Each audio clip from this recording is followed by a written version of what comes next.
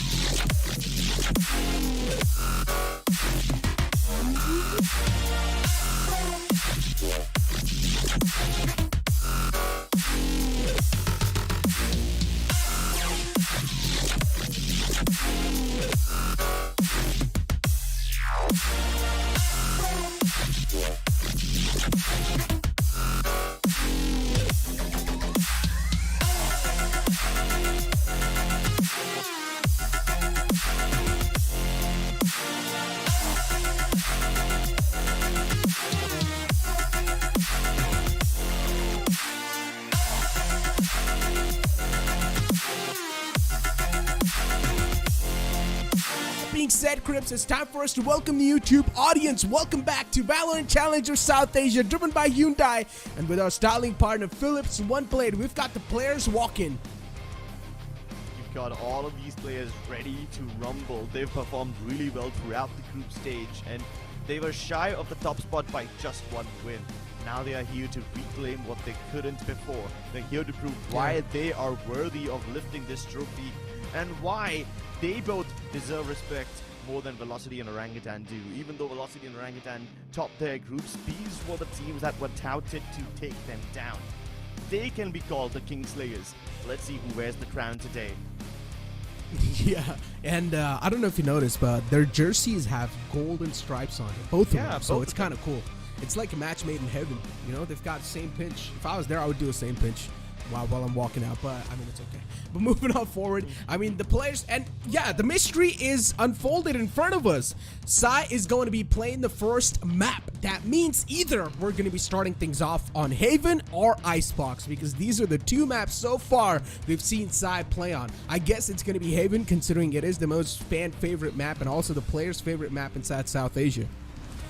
Yeah, that's a very good deductive reasoning.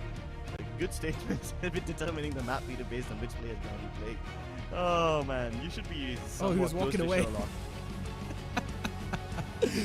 Tix was just walking away in the back. He was like, all right, I guess it's done. We're just going to go and sit. This man just wants to play. He just wants to get his hands on the gear and warm up as quick as possible. It's understandable. I mean, it is the matchup. It is the start off. It is their showcase inside the playoffs. And who wouldn't be just stoked to get their hands on the gear and just try and dismantle the opponents? On the other hand, we've got the players at Reckoning Esports grouping up. It's sort of discussing, maybe having a little bit of pep talk. But one thing is really remarkable about Reckoning Esports. Whenever they bring up a tactical timeout, you see an instant shift and an instant improvement in the players' performance. Yeah, that's because Reckoning Esports have such a deep playbook. They've got many variations of the same attack, and sometimes they've got completely different ball games altogether. So every time you see that tactical timeout, you will see a guaranteed shift in Reckoning Esports playstyle. And they just flip a page, man. They just go on to the next one, ignore whatever's happened in the past, ignore whatever tilt or discomfort they're feeling. Meanwhile, for God's Reign, whenever they take a tactical timeout, it's more along the lines of trying to read what their opponent is doing. So both these teams are like the perfect yin and yang. If they move along with each other, it's just going to turn into a race of who's ahead and which one of them is trying to make the moves first. Oh my goodness. Haven not on the map view anymore? That's interesting. But hey, I'm happy that Icebox has picked up. Yeah. I'm really happy we're seeing Icebox out here, but we're seeing Ascent being picked up from Reckoning Esports, and that means we're going to be seeing almost the similar type of composition that we saw in the past from Reckoning Esports, where we saw them play that even Chamber was pulled out on this map. So I'm really excited for both these map picks, but Icebox being picked up and Haven being banned, this is definitely a huge surprise. And as I said, when we're going to be seeing the Sai on that stage, that means either he's going to be playing Haven or Icebox, because so far we have seen that man on both of those maps only.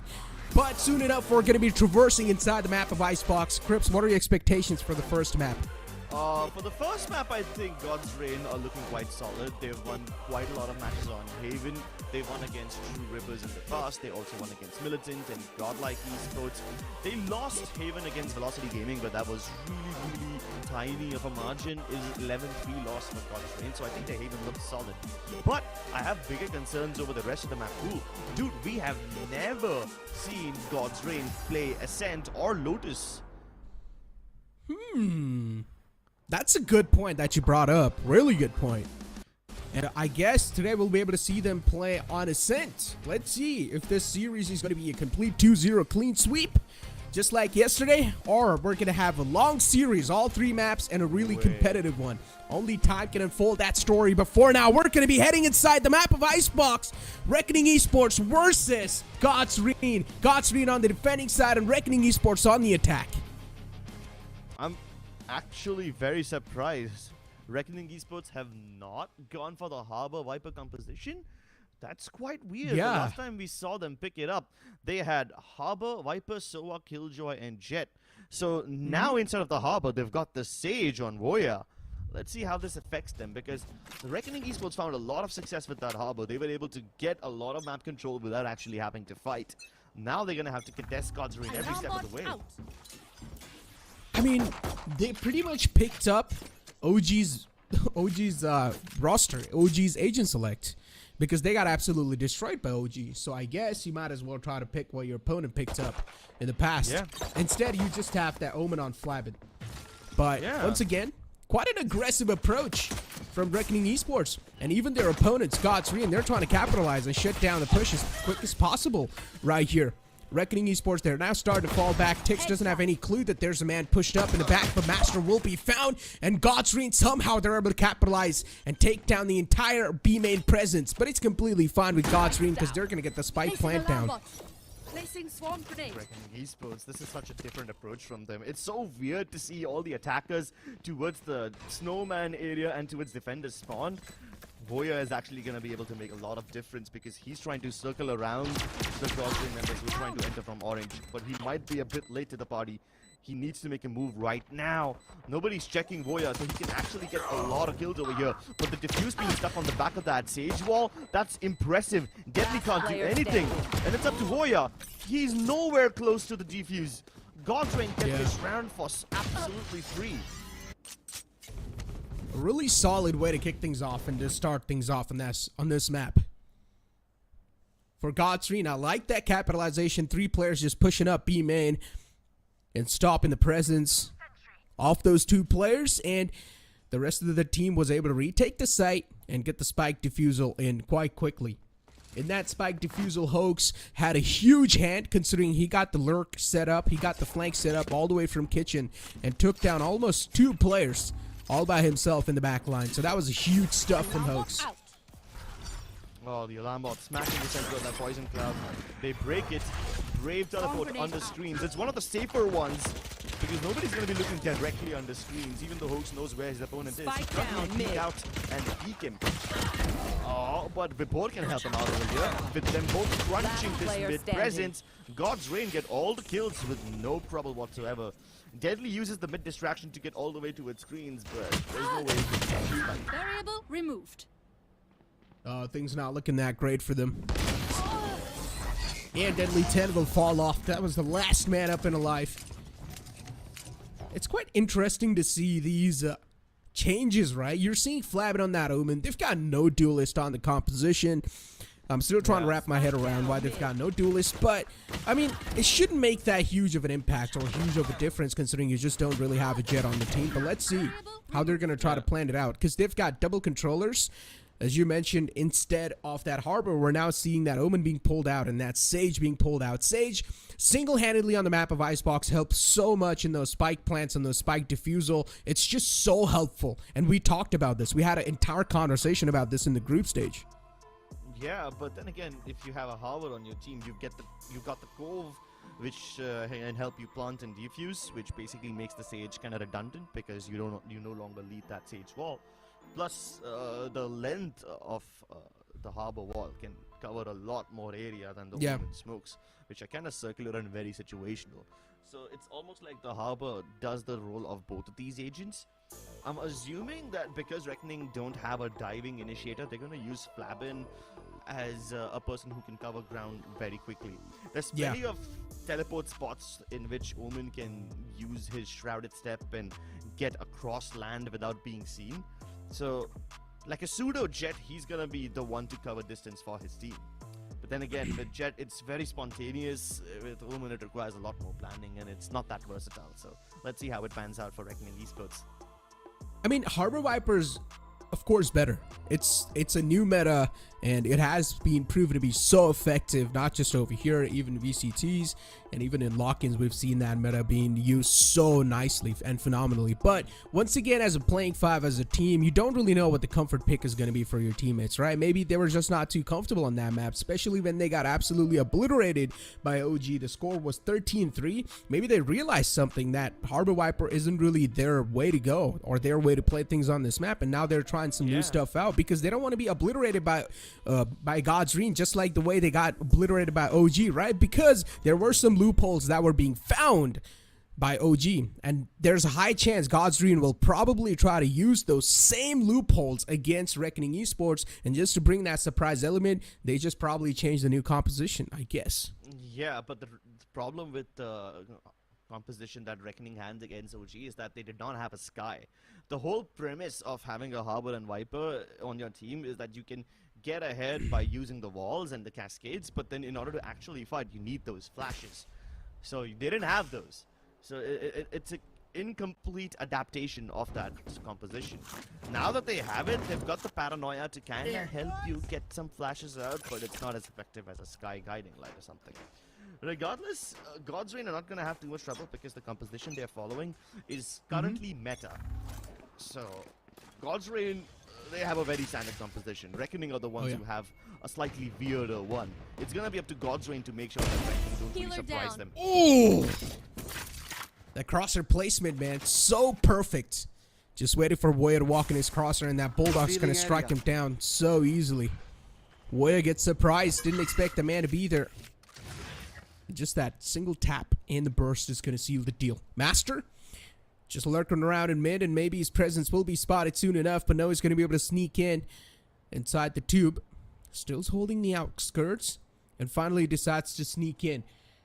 His teammates towards the B main site, they have managed to get a decent amount of control. Flabin's all the way towards yellow, but the spike is all the way back in spawn. Okay, this is a bit weird. Reckoning can get inside and maybe even cross ahead of their own Viper wall by using the Omen smokes as cover. But the question is, to what end? Like, what do they want to accomplish over here? They really are keen on taking Snowman control. A very different approach on the attack is like this, to take deeper control and make sure the God's Reign can't really rotate in via the pathways, which kind of makes God's Reign uncomfortable, but the plant goes down. And now some of them are playing towards Yellow, while the others are playing towards Snowman. The flank from Master, good for one, but he's gonna give away a Vandal to Hoax. Yeah, he was not really able to find the amount of value that was expected from him, but still, I guess he was at least able to get away with one, so that can be still counted as a reward. But if he would have gotten both of them, then that flank would have been truly there. Truly successful. Hoax is now going to start to wreak havoc on the site. He's managed to find out one. It's a 2-on-2 scenario, definitely pullable.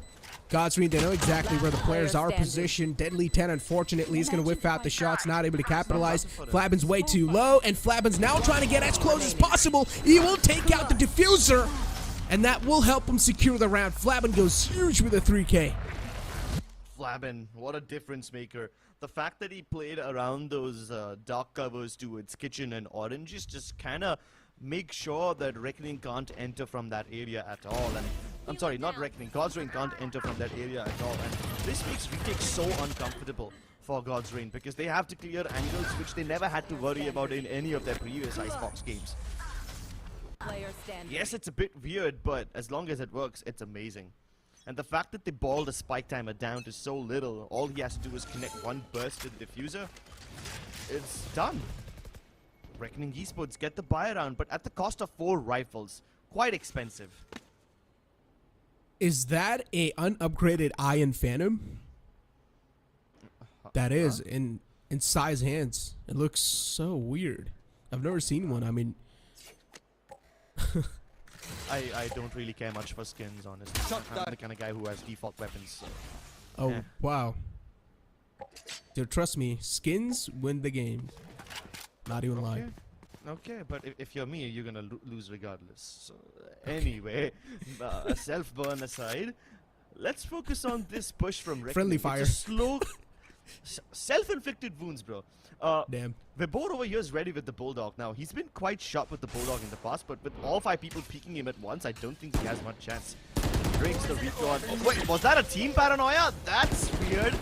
Hey, at least they don't die because of it. All they have to do is just get back. Lockdown will probably keep them away from planting the spike. Ooh, what? Sai is gonna spray them down. Amazing. What a spray down. Melts 2 players in the front. But Deadly 10 will reply back even stronger. Sai, he gets sent back to sleep. And now the players of God's Reign, of course, trying to get their hands back inside the side, trying to crawl their way up in. The spike still went down, only 30 seconds left, and the spike planter will be killed. Deadly 10 goes huge with a 3K. He will find 3 for himself. Will also get the spike plant down, but he's got no clue that there's a man on the flank, and it's the name of Auden. Master is still there in the back lines. He's got the spike plant down with the help of Deadly 10, and now it's all up to him to try and pull off this clutch. Does he have any clue that there's a flank activated? Maybe now he does. He's expecting the man on the flank. Autumn, on the other hand, taking his sweet little time, not really overextending on things. He's just trying to find out where exactly the opponent is. But Master gets a glimmer, and he will shut it down. Autumn, his idea of going on the flank was actually quite nice, but that kind of separated him away from his teammates, and it offered Master 1v1s. Like the Master he is, isolating the frags, winning the round for his team, which did seem quite gone for a bit of a time over there.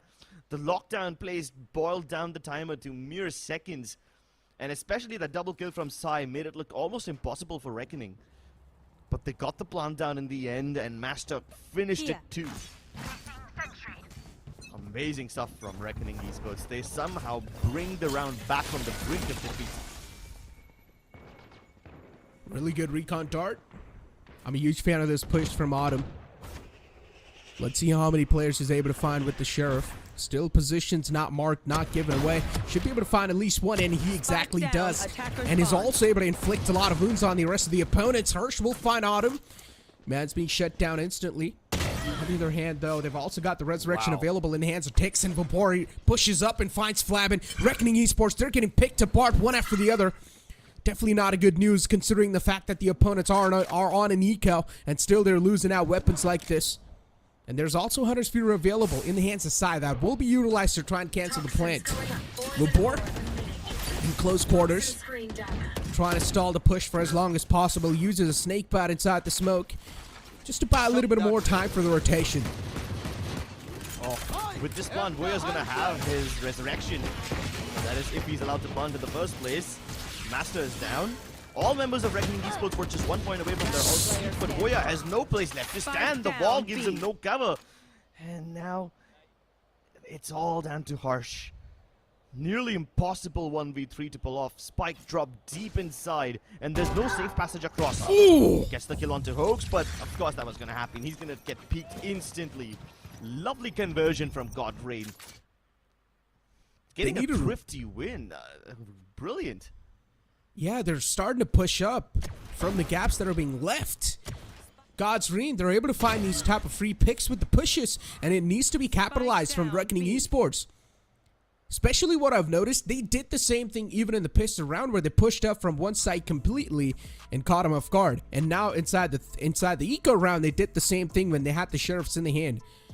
So I guess whenever the economy isn't looking that great, God's Reign's game plan is to push up and try and punish their opponents. Yeah, why not? They've got nothing to lose. The aggression from God's Rain kind of thwarts all the attempts of Reckoning Esports to take control on either side. I mean, it's not like Reckoning were not going to its A at all, right? They started off the round over there. They just spotted things out, and then when they were trying to go back to its B, the push from Autumn just came through, got them quite an important kill onto Flabin. Sai with the Hunter's Fury denied the plant, and then in that moment, they broke down the barrier orb which was covering Voya. So yeah, these risky approaches from Reckoning Esports of just sticking together and trying to protect their planter, it works sometimes, but it can be countered by God's Reign, and that's exactly what I said in the pre-game segment as well. God's Reign will have a counter to everything you have. But let's see them try to counter 5 ultimates.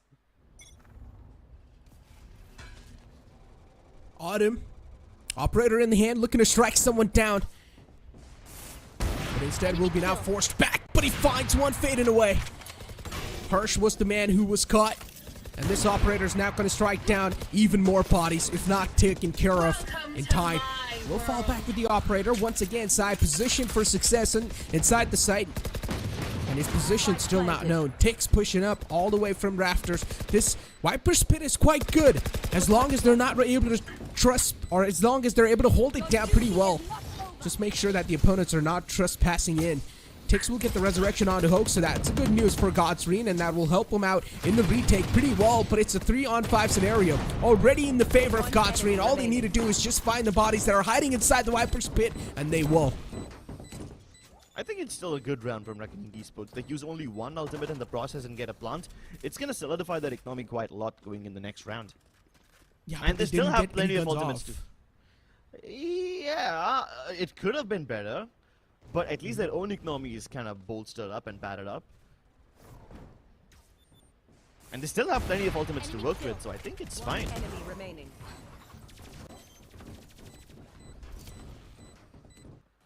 I guess. That being yeah, so it's impressive from both these teams, right? God's Reign also keep all the guns alive. Good stuff. That's what you want on an anti-eco. Fire. Reckoning get a little bit of economy padded, so win-win. For both the teams, I guess. Look at the positive side, huh? Flabin? Wow. From the shadows all the way back to her snowman.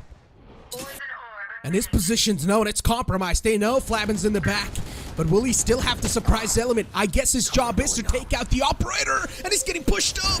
Oh, that single pixel is all that's needed. And Autumn will find Flabin. Taken down. That's a huge lurk. Shut down. Reckoning Esports. But they still get the plant down. Now it's all down to the post plan. Let's see how much of a destruction these guys are able to cause on the site. Lockdown invested. That's going to help him out a little bit more. Deadly 10 doing his job perfectly fine. And now the rest of God's Reign will need to fall back. Woya's position, I guess it's compromised. Right here. But Reckoning Esports, it's a 3-on-4 scenario, pullable. But the man advantage is in the hands of God's Reign. Hunter's Fury used as well. Every single piece of ultimate's being utilized inside this round. Retake in the hand, but it seems like Autumn's going to be more than enough. And Hoax will shut down the final man. Yeah, the lockdown does basically nothing. All it does is buy time for Reckoning Esports. The Hunter's Fury, it was a brave attempt to keep them off the spike, but they're brave enough. Once they stick it, they hold on to it until the half defuse is done, so all the time that the lockdown wasted, it's kind of made up for. And then all they have to do is send Autumn in, get him to kill everyone. Of course, it's easier said than done, but this guy, he makes it look simple. We saw Hunter's Fury, a lockdown being used from them. So, and also from the shadows. 3 ultimates committed for that one single round to get in the hand. Woya! What a disgusting shot! Side dreams! Placing swarm grenade. Oh man, that's a prime example of putting your opponent to sleep. Kitchen is being played completely off of that turret contact. It will be taken care of easily. Also baits out the nano swarm, so that's perfectly done from Flabin. On top of this tube, the position's known, but the man advantage is in the hands of Reckoning Esports. And both these teams are quite good on their eco rounds, to be honest. Whenever you're going to see them on the Sheriffs, do not underestimate. These teams have proven time and time again their eco rounds sometimes can be more valuable than their buy rounds. But Laporte manages to find one, but also gets caught with the spam. What was that? Well, at least they bring back Masters alive. With 2 guns dropped deep inside tube, it is possible for Reckoning Esports to recover them, but I don't think they're too keen on doing it now. They've got bigger issues to solve. Very little time left. 30 seconds is not enough to clear out the site, and they're not even anywhere close to it. A little bit of Sova utility is sent towards the A side, hoping that it will draw out God's Reign rotations, but God's Reign don't fight. They know what's happening. He takes a shot to the dome. Luckily, the Sheriff is only 145, so he's spraying away. And now even Hoax is here for backup. He connected that shot through the Viper's wall. Impressive. Woya is flanking up all the way from Kitchen. Flabin finds one slipping by. Hoax shut down. Ticks all the way down to 35 HP. Autumn's a man who's got the operator in the hands. So let's see how much he's going to commit to this entire retake. He is on the B site and still is searching for some bodies, and he hasn't found any. Tix is going to try and go for the stick, but unfortunately also gets scanned by the dart. What a shot! That's a great way to close things off. And now God's Reign, it seems like they have gotten their hands slowly and steadily on the side, but Flabin will shut both of them down. 2 taps and the dirt naps. And the postplans from Reckoning Esports just seem so versatile. They keep changing every single round. The last time when they decided to play towards green and yellow, God's Reign just sent Autumn in with his Blaze Storm and he obliterated everybody. But now with Woya being present to its kitchen and him walling off one part of the hall, it just becomes so confusing for God's Reign to try and find everybody from Reckoning. It's like they're playing a game of hide and seek, and even when one person is found, he doesn't give away his life, he just continues to buy time, and this pulls God's Reign away in so many different directions, keeps them away from the actual spike itself. Wow. Flabin cannot help out at all. Just gonna watch his teammate die right there. That aggression was definitely quite nice. Here. Didn't expect the man to push up all the way deep that wall. Just straight to the face with an operator. But Flabin managed to find one. Ticks with a great flick onto the enemy player. Voya was able to skip all the way to the site. Manages to shut down Ticks. The trades are happening back and forth. And we're down to a 3-on-3 situation. Voya, the overextension was there. Try to pull off some shenanigans on top of the wall, but it didn't really work out. And now we're down to a 3-on-2. Man advantage in the hands of Godsreen. And they've also got the entire scoreboard advantage as they're leading the charts. But Godsreen getting this retake in the hand shouldn't be that tough, considering they have invested in lockdown. Yeah, but they don't have any ability to keep the diffuser away from the spike. Shock dart, snake bites, none of them available, so Harsh is just gonna have to keep this one. He's definitely gonna get double peeked in the process. God's Reign take control of this round, and they don't let go. The only thing that Reckoning Esports had going for them was a contact play towards the A site. The moment Master died, they knew that they can't go B. The Viper wall isn't available anymore. They could have used Flabin's smokes over there, but they didn't want to do it because they're like, you know what, we're already deep inside 410. We might as well try to plant and make contact over here, surprise them. And they did surprise him, but what are you going to do when Tix is hitting shots like it? Tix was nowhere close to having his crosshair anywhere near his enemy's head. I'll find them. He was caught off guard, but with his reflexes so fast. I mean, even though Reckoning played their cards right, they just got annihilated. And now this operator's really starting to shine through. It's creating a lot of troubles. It needs to be nullified. The impact this man is having with the op, it's truly remarkable. Well, Hoax, he's going to get pushed up soon enough by these players in the front. They peek out one after the other. Their trade's going to be on the mark. Voya was able to shut down the man in the kitchen. They've got the kitchen control set up.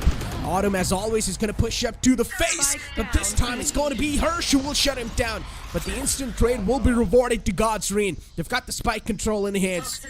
Not a good news for the side of Reckoning Esports. They're looking to push up the limits, but they're going to be denied doing so this time. Sai is going to take the entire control back in his hands, and will force out the man in the kitchen to fall back a little bit more. Reckoning Esports, they've got more problems brewing up here. They need to get the spike control back in the hand, but this Viper's Pit is gonna start to work against them soon enough. Peek out one after the other, and once again, Voya is able to get the trades. Yeah, he can get the spike plant now. A different wall from last time. He doesn't want it to break. 30 seconds left. And yeah, Reckoning Esports had a very interesting approach towards Cube and taking mid control. Last But player look at this standing. resurrection. It goes to waste. Your duty is Voya now has thrifty. farmed up enough for a resurrection of his own. Oh, with both the ults being used in this round, Reckoning Esports pull off this Thrifty. And you can see how uncomfortable it makes God's Reign. The discomfort from the fact that they lose the Thrifty itself is something that they will have to put a mental band-aid over. But I have never seen any team take mid to B this seriously ever before. No other team has hit the undertube area as many times as Reckoning Esports have in this game. It's funny, Reckoning Esports is more impactful on their eco rounds. This is their second Thrifty they've managed to pull off. It's There's nothing to explain impressive. Yeah, it's just really impressive. You can't even say much. These guys are just absolutely cracked, I guess, with the Sheriffs. But now, this is where the pressure will be on once again. Flabin is pushed up deep towards yellow. Has managed to gain a lot of side control in the hand. On the other hand, Godsreen, they're going to respect that, fall back a little bit more, try and take down the man on top of the containers. Connection hasn't been found. And Reckoning Esports, they're going to start to fall back towards the B site. Yeah, they've given enough sound cues on A, so Reckoning, they've done their homework. They keep God's Reign in a vice grip of sorts, which forces God's Reign to continue holding their default. They can't make preemptive moves. And even when God's Reign find out that Reckoning are challenging B, they can't really stop the spike block. Look at this deep wall from Voya. Takes at least kills him, but the spike is dropped in a treacherous spot now. Everything was going well for Reckoning until the spike goes out of their control, and they've had this problem so many times in the past. I guess one way of solving it is Violence, Deadly 10, picking up the base, picking up the kills as well. But he's gonna have to do a lot more damage in order to get this spike in control. Opening challenge, pushed back towards the edge of Orange. That's just so unlucky. That's just so unlucky. I saw in the minimap, Flabin was marking that trail towards Snowman, saying that I'm going to flash that. You push up and get the kill. Player standing. But now, on the side, it's an absolute bloodbath. Autumn is the last man left alive to pull something off. He's got a huge stream in front of us. Let's see if he's going to be able to pull that off or not. Deadly 10's quite low, so I guess it's still pullable in the hands. Slowly and steadily starting to make his way towards the site. Deadly 10 almost could have been spotted out, but no, he's in a safe spot for now. Gonna use the Nano Swarm. Flabin on the other hand, even he's quite low, so they do not really want to go for any type of extra risks, and Flabin will wrap all the way around and get the kill. God's Reign gotta be scratching their heads. This round was such a roller coaster. Reckoning Esports started off in a very standard fashion, you know, instead of going for the mid hits, they went in via B green. It was a very standard approach, which we don't really see from them. But then the tomfoolery begins. They try and go deep towards Snowman, something that they've done in the past quite often, but they drop the spike, and then God's Reign feel a little relaxed. Alright, we know which area to defend, we know where they're gonna come from. Little were they aware that they are just so wrong. A little flank from Flabin is all it takes, and the dark cover that he deploys secondarily, it just gives them a second wind of life. It resurrects Reckoning Esports from the dead. To be honest, I'd say Reckoning Esports just got purely unlucky in that scenario. I mean, I saw the minimap. Flabin was marking the trail. He said that I'm probably going to be flashing this. You push up and get the kill on the man that's close enough. And it was Tix who was positioned right there. But luckily enough for Tix, he managed to find Voya with that random spam, and Voya just got taken down. That's super unlucky. Even though Tix was completely blinded out with the paranoia. I guess you should have expected that spam. But still, I mean, who's going to expect someone to be that accurate with the spam while he's still blinded, right? It's just the stars were aligned for that round. But still, Reckoning Esports, they managed to squeeze the round away. No matter what, they still won that round, and that's what matters. They're able to pretty much nullify the lead God's Reign were able to build upon them. Last round of the half. Let's see what Reckoning have in store for us this time.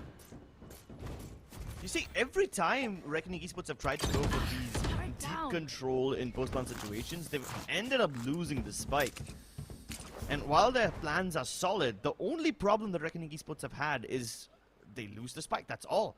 So now they just gotta avoid this one little problem that they keep on having again and again. They've kept the site in a safe spot. Voya trying to extend towards A. Makes contact, falls back. Up until now, it's normal. This is what Reckoning Esports have always done. But a minute on the clock, and now Reckoning make moves. God's Reign preemptively stacking the A site. It is the wrong call. The spike's actually headed towards B. Yeah. Every single player stacked up towards the B site now. Towards the B main. Once again, as always, Flabin's going to push up deep towards yellow. Gets the yellow control in hand. And the rest of the players are going to get the site control soon enough, as the lockdown was invested. But Sai is just waiting to use his Hunter's Fury. As soon as he hears the spike being tapped, it will be utilized. Finds attack on the first one, and the trades are now starting to happen back and forth. He did find Voya with that ultimate, but he wasn't really able to follow it up with another one. Reckoning Esports, once again, they get the grip back on the site. Master's going to go for the plant. This Viper's Pit is truly now starting to cause a lot of problems for them. And God's Reign, they've only got the one last man alive, the last glimmer of hope in the name of Wipor. Starting to crawl up slowly and steadily. The spike's not planted for him, so unfortunately, Wipor will need to pull off some incredible shenanigans to try and get this round in hand. It's a double peek, but Deadly 10 single-handedly will shut him down. Recalling my boss. Reckoning Esports, it's quite a competitive half, but more than anything, it's quite an innovative half. 30 seconds left. They're the only team that I've seen use the B Oranges region so much. And not just that, they also try to take Snowman control many times. The only other team I've seen try to attempt Snowman control on the attacking side was basically Loud, and they had a Harbor Viper composition. Reckoning tried to replicate the exact same playstyle without having a Harbor at all. And I would say that given the hardships that they faced, they still did a damn good job. Oh yeah, they really did. They knew that B-Sat's quite vulnerable. They kept on hitting the B-Sat over and over again until it turned quite soft. But ladies and gentlemen, it's time for us to push to a short break. We'll be right back on the other side.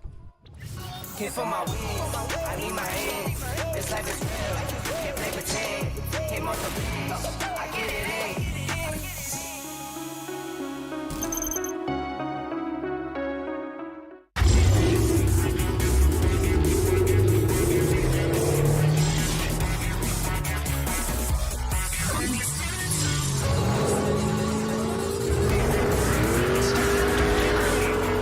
Presenting Hyundai i20 N-Line. It's time to play.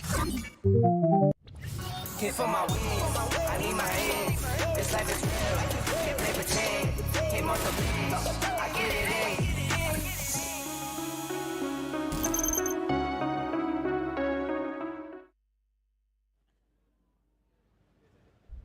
Welcome back, ladies and gentlemen, into the second half of Godsreen versus Reckoning Esports. And now the roles are going to be swapped. Godsreen will be pushed on the attacking side and Reckoning Esports on the defense. This pistol round is going to be quite a huge dictator of how the pace of the game is going to be in the future, because so far it's quite neck and neck. Well, at least Godsreen aren't going to give us some very crazy rounds to deal with. Godsreen had a lot of problems trying to retake in the previous half because, let's be honest, they have to re-clear every single angle, which under normal circumstances they don't have to worry about. This time Godsreen starting off things quite slowly. They've got Autumn positioned towards A belt. He's probably going to turn into the lurker later on in the round when Reckoning try to rotate towards B. And it's not like Godsreen are trying to cut noise towards B. They're quite loud, they're using the drone, and they're making it fairly obvious that they're present in the region. But I think I got things a little mixed up. Autumn was supposed to be the lurk, but now he's still going to be the tip of the spear because Godsreen head back towards A. Blinding.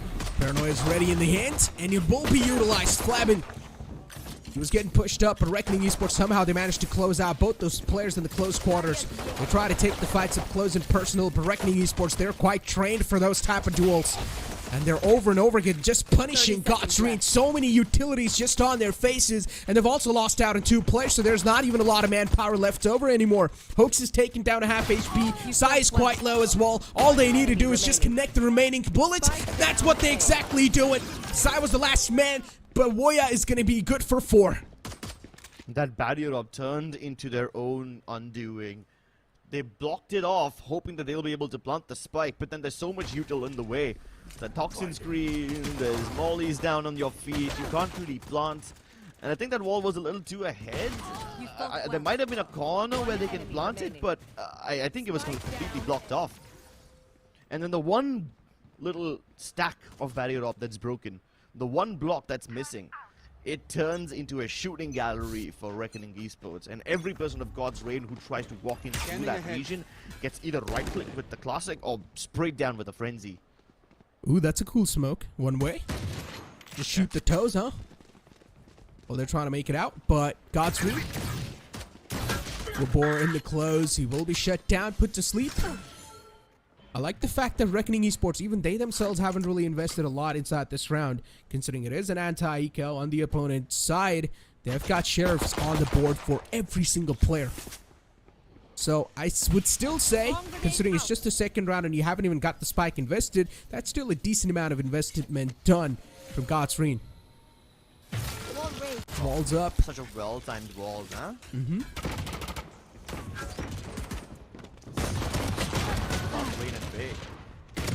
That's amazing. I thought they wouldn't really peek out and fight themselves. They will probably wait for Godsreen to walk inside because the crossfires from Reckoning Esports were quite solid. But no, they just sort of defy those expectations and pick up the fights in their own terms. Yeah.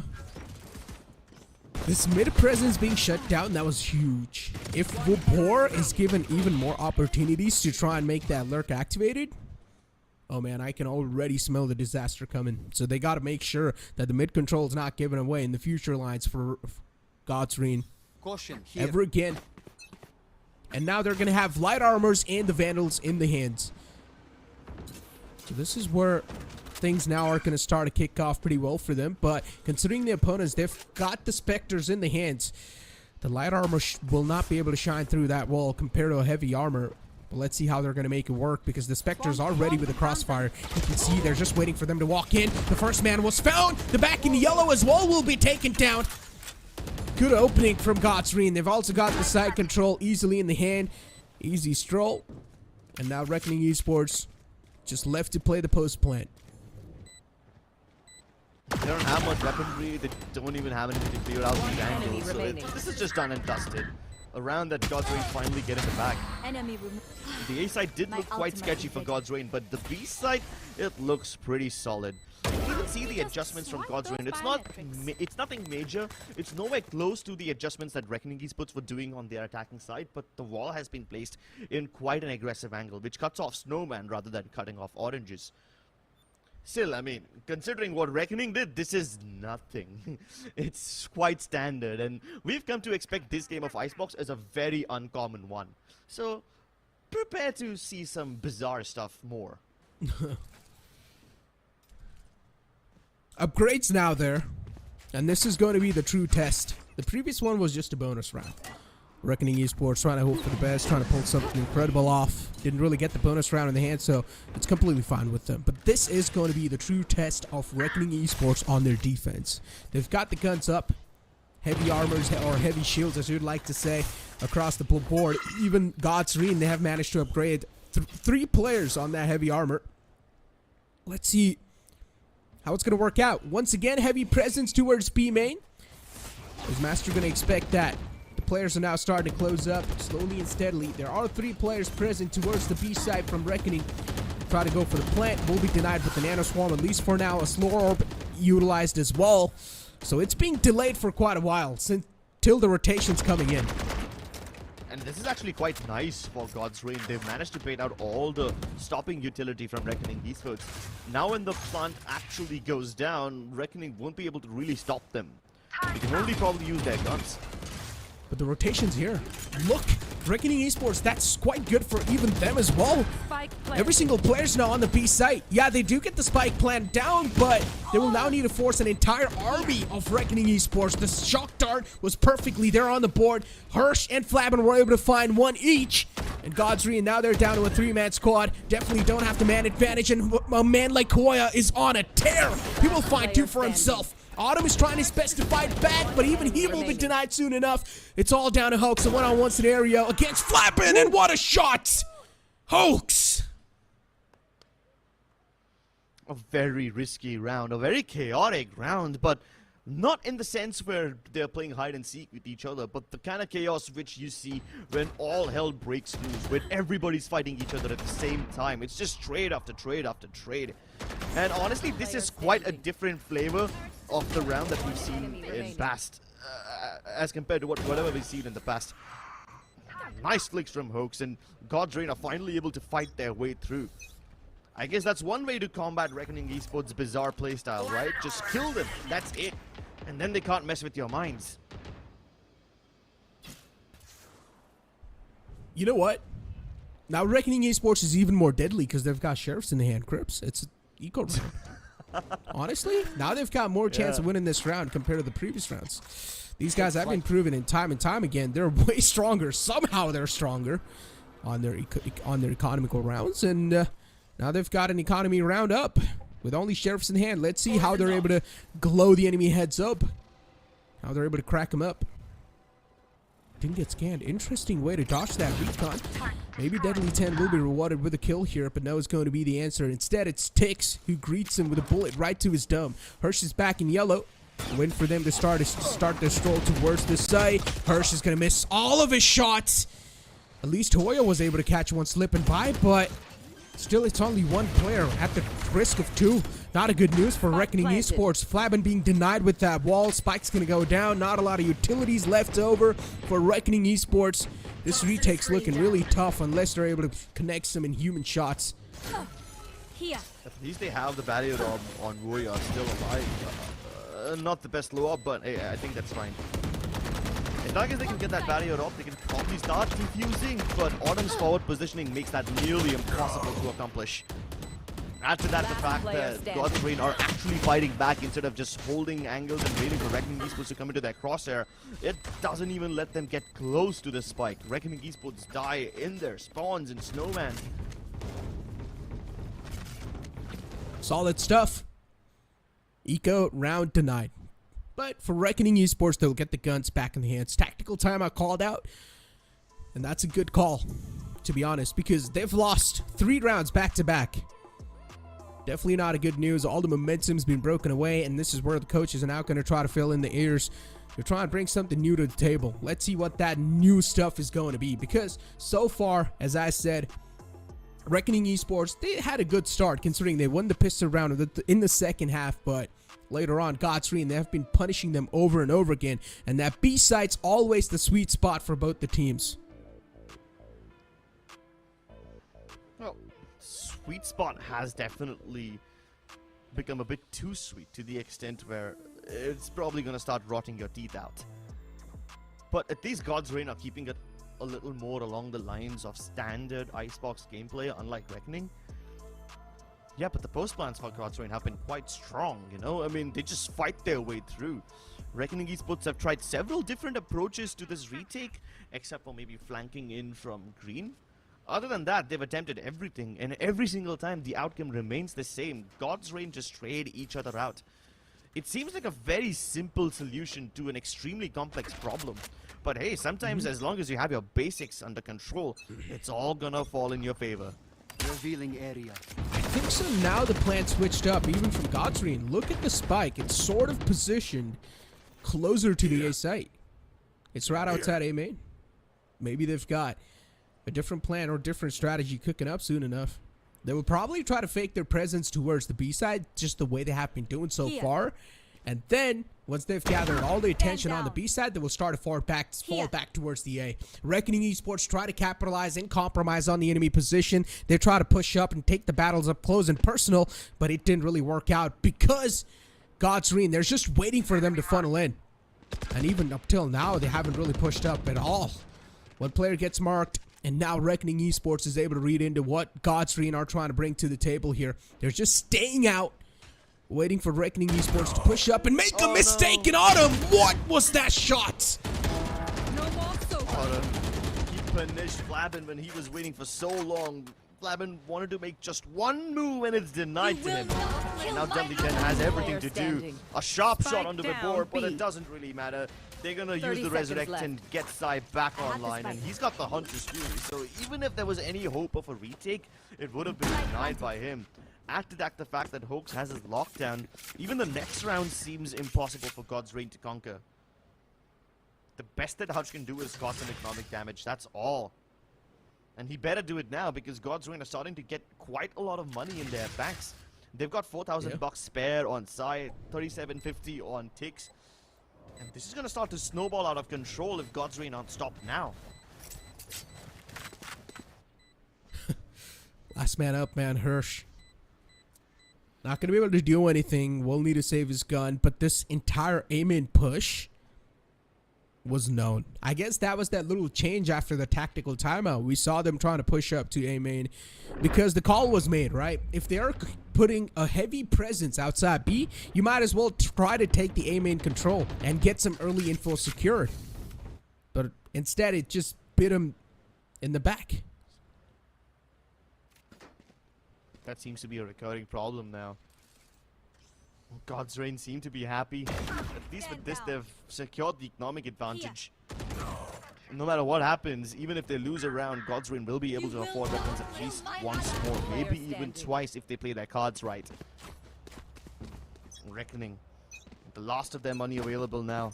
If they lose this, they'll be back to Sheriff territory. And yes, they've been stronger on Sheriffs. We've made those jokes before, but at this point, the stakes are a bit too high to be taking it comically.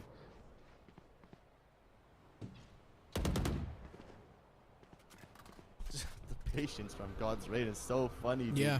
Like, they kind of expect Reckoning to play aggressively every single round, but we haven't really seen that from it at all. I mean, even when Reckoning aggress, they're probably going to just stop right before they make contacts towards attacking spawn.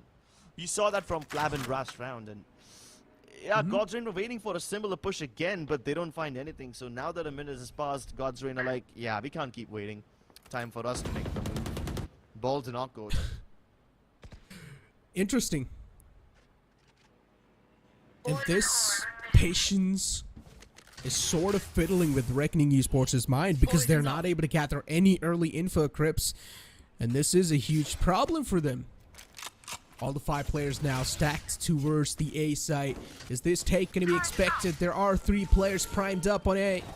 And I guess Woya, to a certain extent, this man has some sort of a clue of what's happening in the front. Autumn's able to sneak all the way deep inside the tube, but Hirsch finds 2. A monstrous spray down and also uses the Hunter's Fury. Manages to attack Tix once, and Tix is not going to be able to get alive. Hirsch himself is down to 70 HP. Lockdown was invested from Godsreen to try and buy some more time off, but Side Dreams himself has got a Hunter's Fury available, which he will probably use as soon as he hears a tap.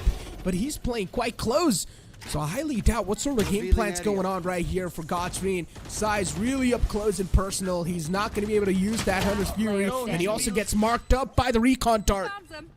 Oh, it's all up to Hooks now. He's using the nanoswarms as best as he can, but he will have to pull off the impossible to make it happen. Reckoning Esports make it work. A symphony of ultimates used one after the other to make this round possible. As soon as Harsh used that Hunter's Fury to deny the plant, it was the call for Deadly to start using his own lockdown. Yes, it buys them a little bit of time, but 30 seconds left. Reckoning Esports are able to make their way back regardless. Last player It standing. also was very brave of Tix to continue sticking the spike plant, even though he was tagged up by the Hunter's Fury once. He gave his own life for the cause. And then it all just came down to buying some time. Reckoning Esports made sure that God's Reign aren't allowed to do that. Tactical timeout, even if they just lost the first round. And as I said, B site's the sweet spot. Whenever these guys are trying to go towards the A side, they did try to go towards the A side in the pistol round as well. It didn't work out at all. So B side so far has been proven out to be the sweet spot for both the teams on their attacking side. Reckoning Esports, they're not really able to find the cure to the attacking or to the executions of Godsreen on the B. So I guess this tactical timeout should really give them a little bit more time to try and figure stuff out on how to solidify the defense a little bit more on B. Well, at least for now, God's Reign are showing us that they prefer going all over the map rather than just sticking to the B side. Reckoning had a clear preference. God's Reign at the very least don't have that. 3 ultimates available on Reckoning. This is quite nice. The lockdown can be very impressive. But I don't think Deadly can use it until Sai has already used up his own Hunter's Fury. There's only really one counter to it. And Deadly 10 is going to have to hold on to that X button for the time being.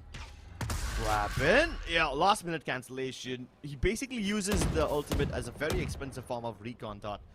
Spots out a couple of players, but not enough to make preemptive rotations. Not enough to make a big decision yet. Reckoning still need more info. They're still No curious. charges left. And that's why you can see Flappin trying to re-aggress towards pipes. I don't think he's going to see anyone anytime soon, but at least with this God's Reign are running out of time without actually taking map control anywhere. That's the only silver lining for Reckoning here. They've still got a minute left, so I guess they're good enough. They can use their ability sweet time, but the players are getting spotted, and Side Dream's able to find the opening. A crack in the wall's being found, and now God's Reign will try to push through that crack as forcefully as possible. They will try to brute force their way in on the site. All the players are now starting to stack up. The Sage Wall's getting denied as well. But Autumn, he's a flying bird, and he will shut down Woya. Hirsch in the back lines. He's got the recon dart available. A decent amount of utilities in the hand. Let's see what Hirsch is able to pull off. Cancels the planner. Will also get the second one down. Hirsch, that's a monstrous play. But still, the man advantage is in the hands of God's Reign. Wow. Harsh basically secured the win condition for his team. And he also allowed Deadly to bump lockdown. It gives them so much space, but Tix has already shot him down. Master's gonna have to stick this, and the only cover he really has is his toxin screen. He sticks it to half at the very least with a nanoswarm, but now God's Reign are gonna descend upon him with the Wrath of Gods. All just fighting in his direction. Master just begging for survival, hoping to stay alive. Gets the kill onto Tix, but the round is still seemingly impossible to clutch. Solid round. And a round that was really needed too. They finally have managed to crack up the A defense. As I said, B-side was the sweet spot, but God's Reign, they were just adamant. They were stubborn. They really wanted to get their hands on the B-side. I like the Flabbin's positioning there, but he should have reacted a little bit quicker. And that spray down from Hirsch was able to find too. That in itself was just an absolute stars aligned sort of moment, but unfortunately Reckoning Esports just didn't have the manpower to continue the retake. And now Godsreen, they're able to run away with a lead. 11 rounds on the board for them. Reckoning Esports with only 9 in the hands, and now they are pushed up on an eco. Sheriff's on the board all across for Reckoning Esports. Let's see how much of a value these guys are going to be able to ring up on the board. Autumn's holding up quite deep. Reckoning Esports, they're now starting to get impatient. They're pushing up quite up close and personal. Crosser placements. Perfect. Takes that flick. Jesus. Okay, this guy's on fire, dude. I thought that one flick he had from rafters towards the fridge on the defensive half was a one-off. But this guy's insane. He's hitting shots that he's never hit before. Where was this Tix throughout this tournament? We used to think of this guy as the big brain backup guy who's just always there consistently. But dude, put this guy on duelist. He's nuts. This is understandable. What is this? It's like he just threw his mouse across the desk and it still connects like a magnet. Here. Human aimbot. That's what I call. We can push them back. Exactly, dude. If Tix is hitting shots like these, there's no way Reckoning can pull off anything. Oh, and now they're playing on the front foot. Reckoning are feeling the pressure. Yep. I mean, they're literally on the map point here, Crips. Yeah. Not a huge fan of this play. They try to replicate what they did Enemy tag. once again, but the last time it didn't work out. Maybe this time the outcome could have been different, but Reckoning Esports, they hold their horses quite well. They fall back. Godsreen, on the other hand, as always, they're going to check out for any sort of mid-presence or mid-lurk, and so far there is none. Vapor might just catch Master, but it gets denied. Master falls back in the nick of time, so he will be at least safe for now.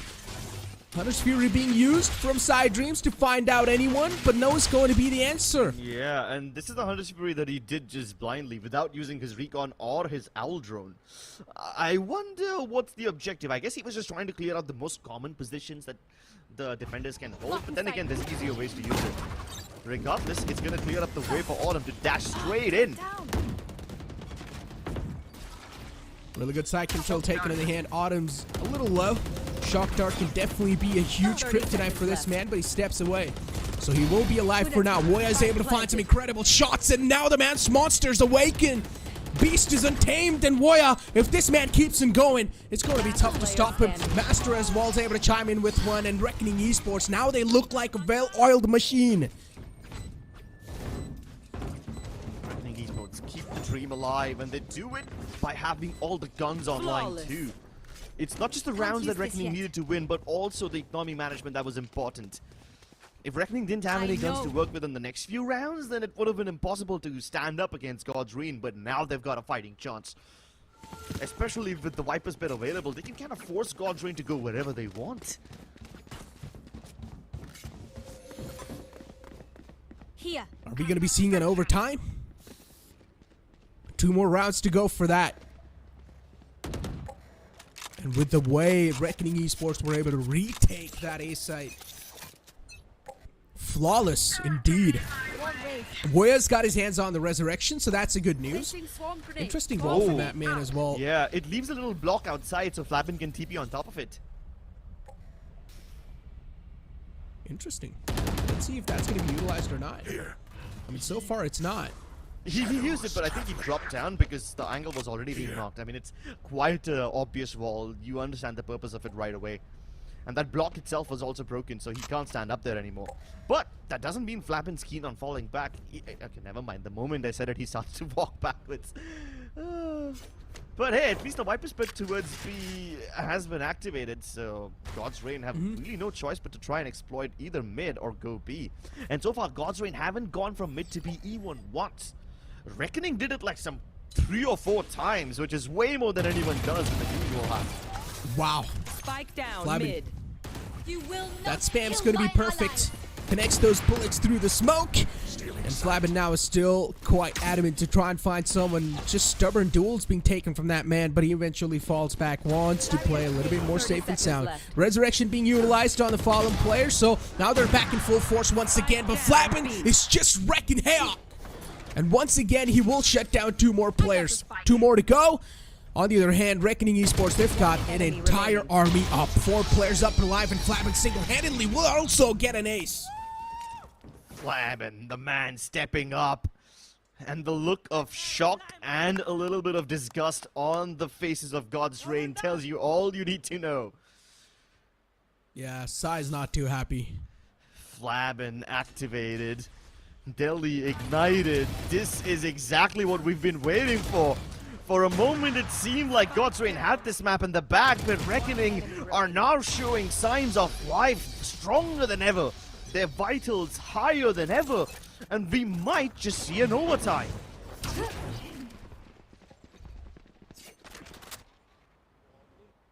That ace is definitely something that's going to reignite the fires. The flames of success is in the heart of Reckoning Esports. But this time, Master, he got a little bit too ahead of himself. Got taken care of quite easily. Flabin's going to fall back. He did have the operator in the hand, but wasn't able to find anyone. Not a good news, of course. The God's Reign, it's going to be a clean stroll on the site. Hunter's Fury used, 2 players tacked up. Good news, he's trying to soften him up as quick as possible. Voya is now going to be the man who has the operator in the hand too. There's 2 operators on the board for Reckoning. Let's see how much of an opportunity, how much of value these guys are able to find. Voya able to strike down Autumn. That's a big man taken care of. Now it's a 4-on-4 scenario. Recon Dart available in the hands of Hirsch, and he will try to use it. Yeah, and he switches over to the Vandal immediately picked with the op. A counter wall being planned. Nah, he's just going to use it in the standard way to block off the spike and hopefully stick the defuse before spraying it down. Helter Skelter, the wall breaks. The spike is half gone, and with it, the hopes of Reckoning as well. God's Reign avoid overtime. They clutch it out in the last second. As you said, it was way too close, man. Way too close for comfort. But in the end, God's Reign, they were able to seal the deal. We could have seen overtime. Only 1 more round was squeezed away from Reckoning Esports.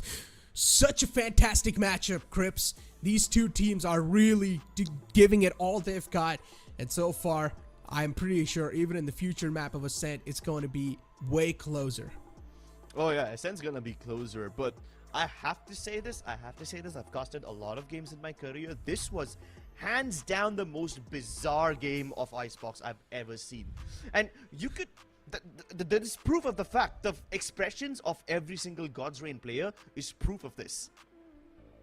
Exactly. I mean, we saw a lot of those heroic plays too, and sometimes the plays that we did not expect to work out, even they were working out. So a lot of those moments that even kept us surprised. But ladies and gentlemen, it's time for us to push to a short break. Don't go anywhere. We'll be right back.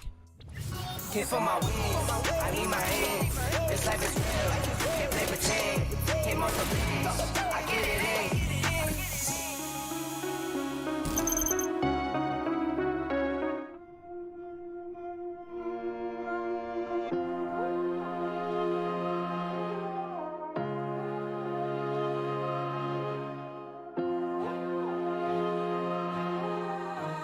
I know my destiny.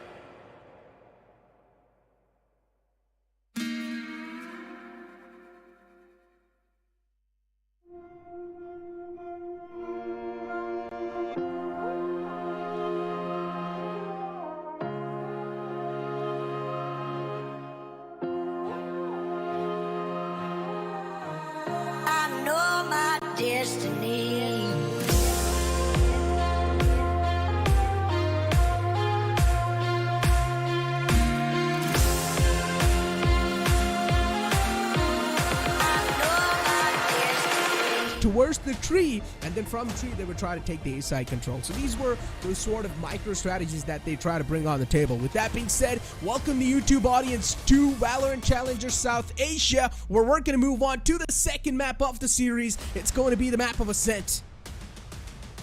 Same lineup. Have it. Yeah, same lineup, man. Chamber on Flabin, Master on the KO, double initiator for Reckoning Esports. Meanwhile, for God's Reign, nothing out of the ordinary either. So this is going to be a very fair and square game of Valorant. Very different from what we saw on Icebox. Or at least that's what the agent selection suggests. I hope I'm wrong. God, I hope I'm wrong on this one. I want to see something bizarre once again. It really kind of rattles you when you see that kind of Icebox being played out. But then once you've got a taste of it, you don't want anything else. You just cannot go back to the standard games of Icebox. You want those innovations again and again. We haven't seen God's Reign play on this map, but this is not a map that God's Reign want to run away from. They're not trying to run away from this map. It's just not their personal favorite. But I guess when they are being faced on this map, they're not going to try to fall back, or they're not going to be weak, because we saw this map being there from MLT and this match and this team's matchup. But for now, this pistol round is quite a fiery start to the game, as we're Reckoning Esports. They are going to have a quick stroll on the side. It's a 3-on-3 scenario. And considering you have got the side control in the hand, so Reckoning Esports should definitely have a bit of the upper hand. Oh my god, that's a fast one. Right off the bat, they just rush inside, get the plant. Hopes and Ticks now moving in from lane 1, but they have to be aware about Flabin, who hasn't really revealed himself yet. He let Harsh die. That's the biggest bait. I hope it pays off for him. Here. Now moving by the stairs. At this point, it becomes slightly difficult for Flabin to make an impact, but he's already snuck in towards the first lane. Now him and Huya can play together. What looked impossible at first now is within their grasp, and they've clinched it with both hands. Solid start to the map of Ascent. And definitely a way they really wanted to start things off. But yeah, getting back to the conversation that I was trying to have.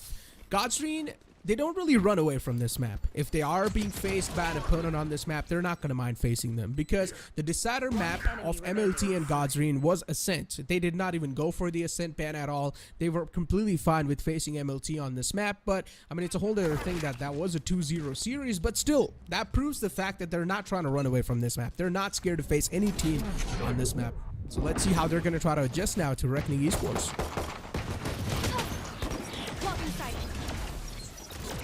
Okay, Ticks goes undetected up until now. Autumn strikes 2. Finally, Reckoning Esports showing signs of life. The real weaponry, giving them the frags they need. And they get it.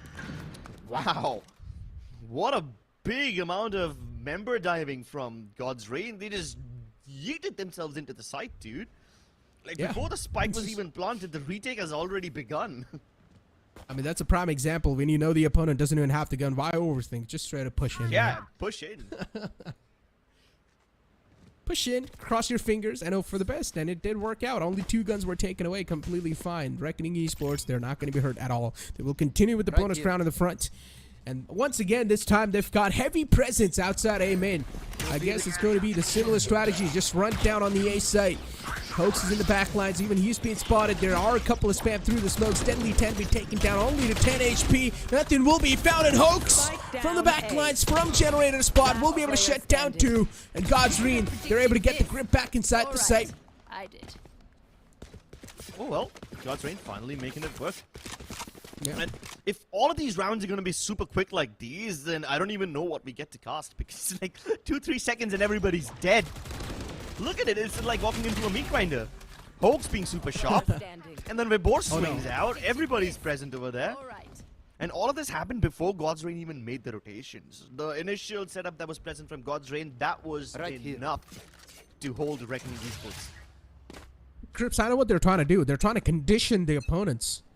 This is not going to be the 100%. I think so. They're trying to condition them, because in the future, they will try to come up with these type of fakes where they will set Deadly 10 all by himself on some part of the map, and then maybe God's Reign will probably be baiting out the entire rotation in that spot, and the rest of the team will try to fake on the other side, or pretty much try to get the other side in the hand. So let's see how this conditioning so far is going to work out. Hirsch was able to squeeze away with a kill. Ticks try to play a little aggressive on that angle.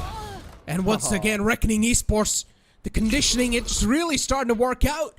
Godsreen, they're trying to take the fight up close and personal, but so far, Reckoning Esports, they're just waiting patiently. So when you said that they're conditioning their opponents, were you talking about God's Reign or Reckoning? Because so far, the No, I'm script talking seems about to be Reckoning. flipped. Oh yeah, then it Reckoning. makes sense. They drop the pace all of a sudden, and then God's Reign, a surprise. I mean, poor boy, he tried to re-clear mid. He's like, yeah, these guys aren't here. And surprise, surprise, happens in his face. Oh, and now Hopes is in trouble. Player He has no standing. backup. The best that he can do is get one kill, and that's all she wrote for him. Operator, in the hands of Autumn. 30 seconds left. And let me tell you what, this A site is going to be their bread and butter for the rest of the game. Because that's what they did in their previous matchup against OG. When they faced him on this map, that's what was being pulled out. And now, if Autumn's going to be opping on the mid, or at least they are going to have some sort of a mind or some sort of a read onto opponents where they're going to think Autumn's on mid, they would just send Lidley 10 all by himself, dash towards the market from B main, and try and take down the opper. That's such an ingenious setup. I would like to see this working, actually. I would really like to see They did this try to pull coming. it off in against OG, but luckily enough for them, the operator wasn't placed on mid. Deadly 10, he Exactly. cleared out the entire mid area, so it was quite easy for Reckoning Esports to get the mid area controlled and also the A side control from Trick. So Yeah. it worked out quite fluidly.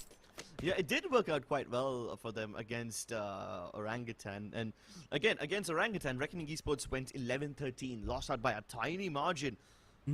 Partially because Aziz was an absolute monster on this one. Unfortunately, even though there's no Aziz in this server, Tix is feeling himself, so I hope they brought something to slay the monsters. Maybe like one of the machines that Ghostbusters wield. Anyway, I'm not into pop culture references for now. I want to see this brawl. There's an Odin in the hands of Sai. And you just have to wait for the location to be revealed. Master's well in the safe zone, so no spamming just yet. Classic Sova on the board, huh? Odin spam is waiting. Classic. As simple as it gets. Yep, still hasn't fired a single shot yet. Maybe the spam's gonna come through now. No connections found. Is able to at least just cut through some opponents. But the cuts aren't too deep. Yeah. 70 HP in the hands of Flabin. That's the only damage or only part of damage he found there. Reckoning Esports, once again, this change in the pace is quite interesting. Voya is all the way in mid, considering he is the Sova. And now the Rapid starting to come into play. And God's Reign are seeing multiple things. They see the drone towards a shot. It's not just the drone. Boya's committing his body to the fake. At the same time, the null command gets popped towards the B side as well as through their force. This is going to be a very difficult one for God's Reign to hold on to because the board can't use his Nano Swarm. 30 seconds left. Clearing a path for his team. And Voya's on the lurk. Nobody will see him coming. Tix and Hoax both shot down in cold blood. And Autumn left scratching his head, wondering where it all went wrong. Spike planted. Godsreen. Their emotions got toyed with. Their brains got toyed with. Not able to wrap their head around on exactly what Reckoning Esports are trying to bring to the table. And I told you, man, these micro strategies are really going to be hurting Godsreen. But once they start reading these strategies, once they start getting accustomed to what Reckoning Esports are trying to bring on the table, that's when we might see a little switch up. I mean, if God's Reign can somehow figure out what Reckoning will up to in Icebox, it should be, on paper at least, much more simpler to figure out what's going on in a set. Right? Right? I mean, that's what common logic would dictate, but anyone who's watching this game has definitely realized that logic is no longer present in this game. It's only magic. Mega Minds versus the Masterminds, baby. Exactly, baby. I mean, sometimes it's Reckoning pulling out the big magic wand. Sometimes it's God's Reign who have, I don't know, some kind of Star Wars force thingy going on for them. Where they just basically read their opponent's minds. Regardless, this was a very swell round of Valorant. The null command basically made Bibor's Killjoy setup redundant. He had his Nanoswarm set up to burn anyone who was trying to enter and just highway their way via lane 1. And with all that gone, they just had so much clearance. And this time again, Reckoning picking up the pace after dropping it last round. Godsrain finding it difficult to adjust. The rotations are inbound, but Hoax burns one alive. We're bored, making a sheriff sing the songs of death, and oh my god, it is so magical to listen to. Finally, the trades go in the favor of Reckoning Esports, and at least they're able to find their way to the back of sight, but they're already so low on health. Boya's got one foot in the grave already. 3 HP, man. Oh boy. They're quite softened up. One enemy remaining. Boya should not go for any peeks. He did, and Autumn. Beautiful way to close things out from the shadows available. Used on the A side. Perfectly done from Hirsch. This time it's not calculated. Oh, never mind. He still thought they were close enough. He tried to go for a fake plus. Spike He's planted. got just enough time to make it to its tree and hopefully swing around.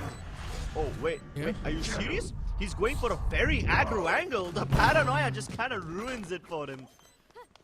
I mean, as soon as he got hit by the paranoia, the first reaction should have been just to drop down from that gen spot. Thrifty. Yeah, but then that would give away a sound cue and reveal his I mean, it's position. completely fine. You might as well take a chance of you fighting a one-on-one battle, and unless, I mean, while you're just completely blinded out, right? Like, you might as well take the odds. Because the odds while you're blinded out and when you're going to try to take a one-on-one duel, it's next to impossible to succeed. So you might as well just give away the drop sound and maybe hope for the best in a one-on-one duel and try to isolate those. Even if you somehow manage to isolate the 1v1's fight, that is not what's going to determine the round win or loss. The round was gone the moment Reckoning tried to hit that B side with full force. Cover going out. The backup from God's Reign arrived so quickly, and the disrespect of the Reckoning smokes to make that shot work, and Autumn, he sees a pixel and Master's out already. I mean, to be fair, Master was the only man making a difference for Reckoning. All this time, Vibor's setup was redundant because of Master's suppression. And now without him, it becomes so much harder for Reckoning Esports to make a move. Still not ready yet. I mean, F's in the chat for Master, I guess. But the way this man's able to connect these type of shots, Autumn, he's an unstoppable force on the A site. Flabben's managed to sneak quite deep, but they've got all the 5 players available. Godsreen, not even a single scratch on them. And they're looking way good. They're completely down to go for this retake. Spike Unless planted. Reckoning Esports is able to bring some inhuman plays on the board to shut down the enemy team completely. Hunter's Fury utilized to shut down a lockdown, and they will be able to do so successfully enough. Lockdown taken care of. And Reckoning Esports, they've got the grasp on the site completely. Flabben and Hirsch, they've got a crossfire set up, but unfortunately Flabben gets taken Last care player of. standing. And now Boya's trying to close in personal. He managed to spray down one, but unfortunately doesn't get anyone in the hands. Yeah, God's Reign basically used the waterfall of death. All of them just peek out of heaven at once. Even if the crossfire is established between Flabben and whoever is playing in hell, what are they gonna do? What are they gonna do when 4 people descend upon you at once? Plus, it was Master of all people that had to die. Like, if it was Flabben who died, or if it was Deadly 10 who died, it probably wouldn't make that much of a difference. But Master's utility was enemy remaining. crucial for Reckoning Esports. And without him to lead the charge, Reckoning just lost too many players simply trying to get into the site. A 3v5 right off the bat.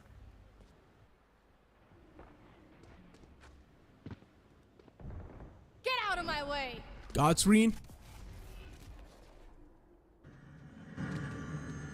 Blade Storm being popped out. Autumn. Positions compromised now. They know the operator's available on the B side, so you would not want to take the chances against that. Good updraft for him to get the info. The cherry on top of the cake. Flabben's waiting for the push up, but no one's going to be the one to push up.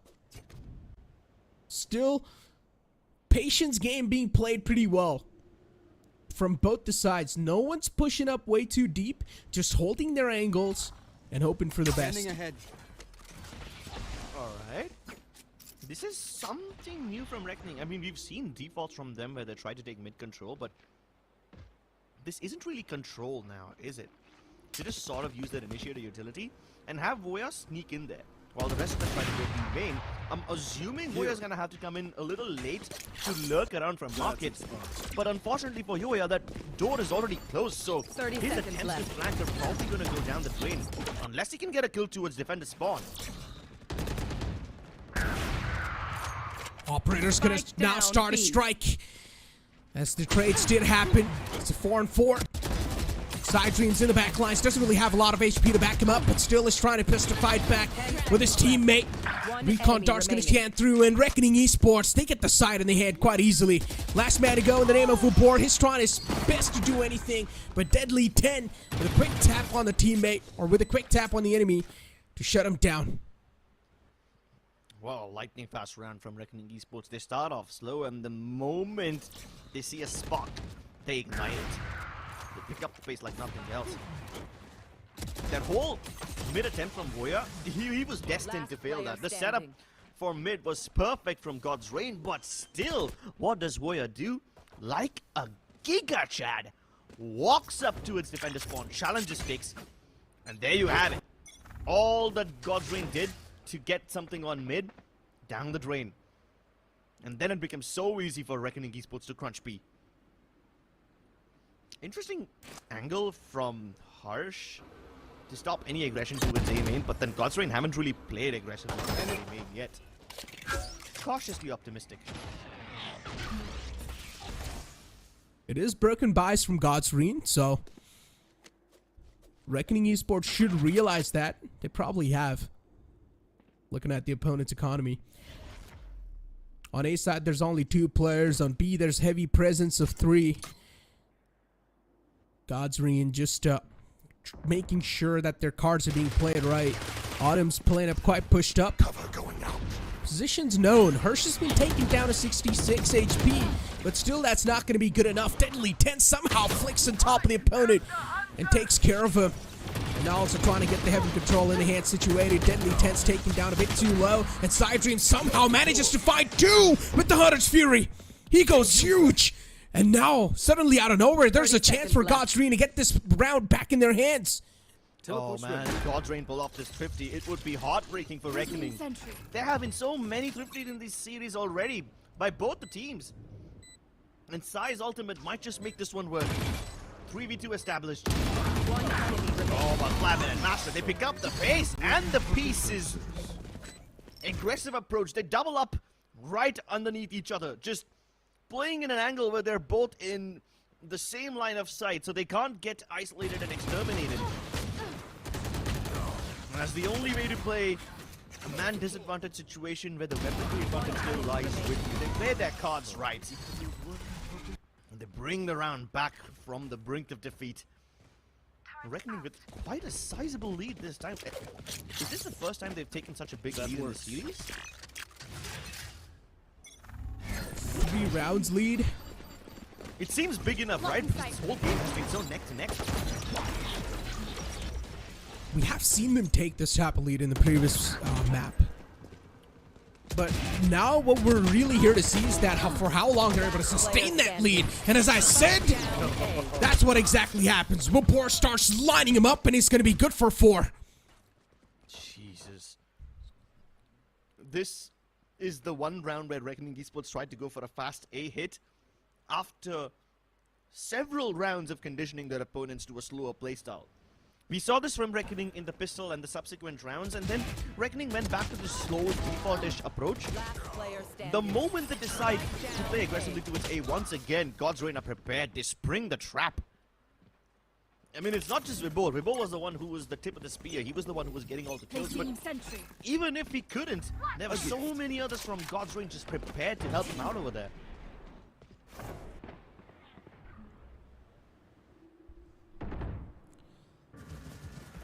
The momentum now, it seems like it's sort of being broken. Alarm bar's going to be triggered in mid, and as soon as that happens, they start to fall back.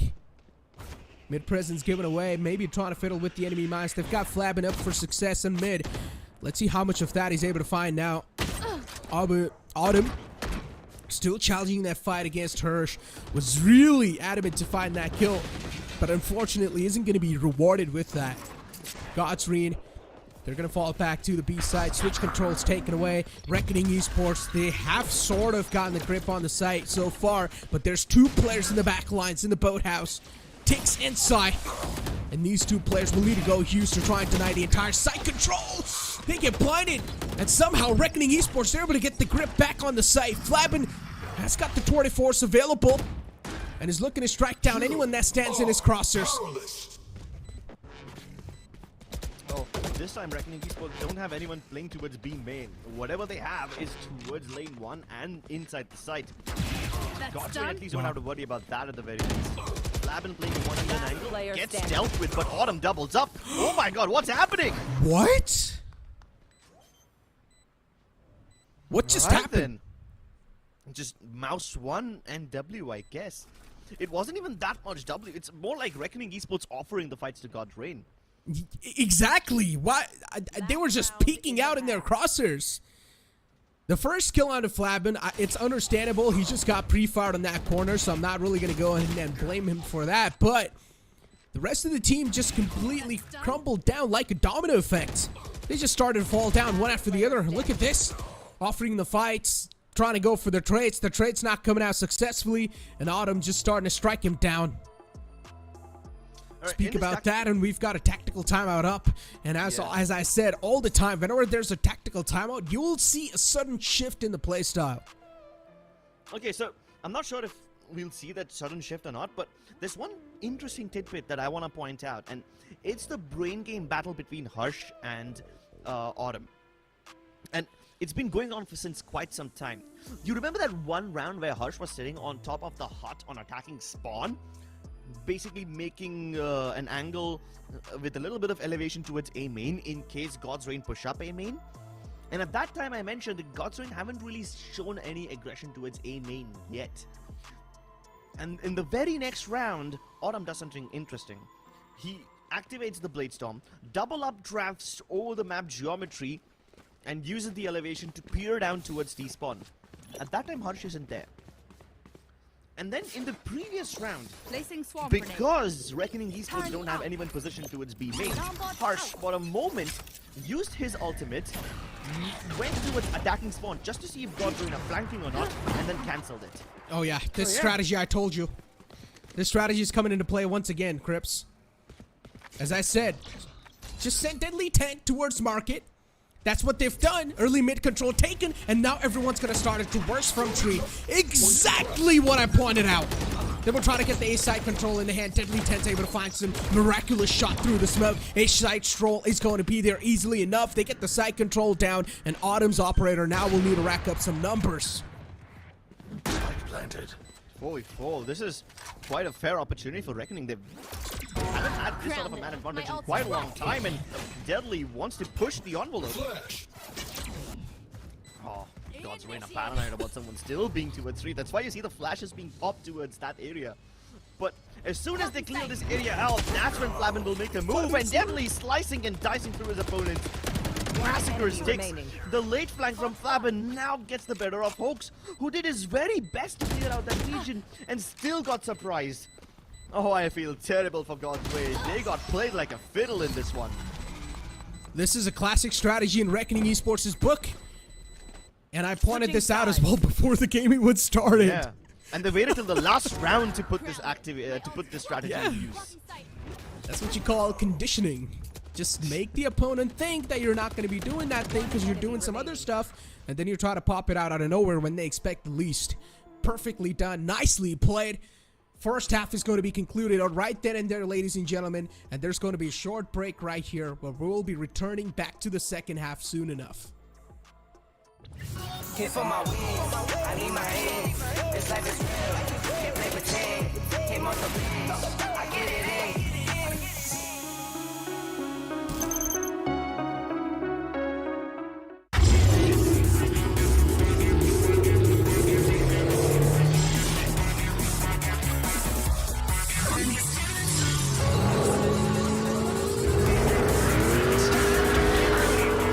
Presenting Hyundai i20 N-Line. It's time to play. Hit for my wins, I need my hands. This life is real, can't play pretend. Came off the beats, I get it in.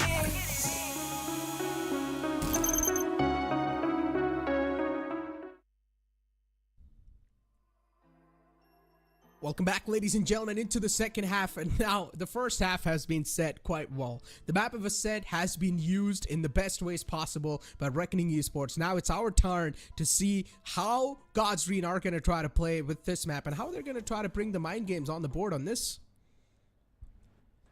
I like how you pointed out the fact that Reckoning Esports were conditioning their opponents, always changing up the pace. Sometimes it's those lightning fast hits on A, sometimes it's the lurking in from B. And whenever they try to send Voya down mid, he always finds success. So, Reckoning Esports, clearly a very good half for them. Let's see if God's Reign can put up something similar. Scanning ahead. 4 players pushing up B main. Look at this quick adjustment from them. Now they're also going to have the information that there's no one waiting around there. And Reckoning Esports, they're going to try to make their way quickly enough on the site. Flabin gets one, instantly teleports back to safety.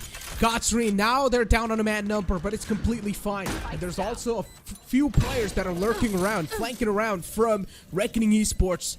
Soon enough, God's Reign are going to be choked in this site themselves, but Autumn's able to try and break free.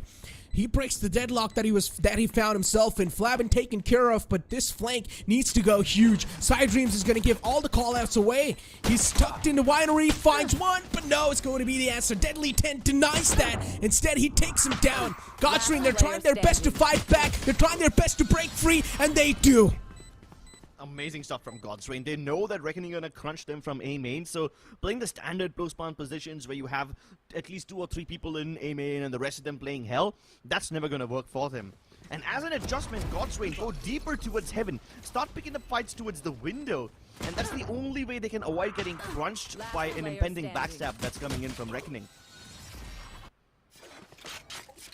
I like the thought process of Reckoning Esports, what they try to do there, but it just didn't work out the way they wanted it to.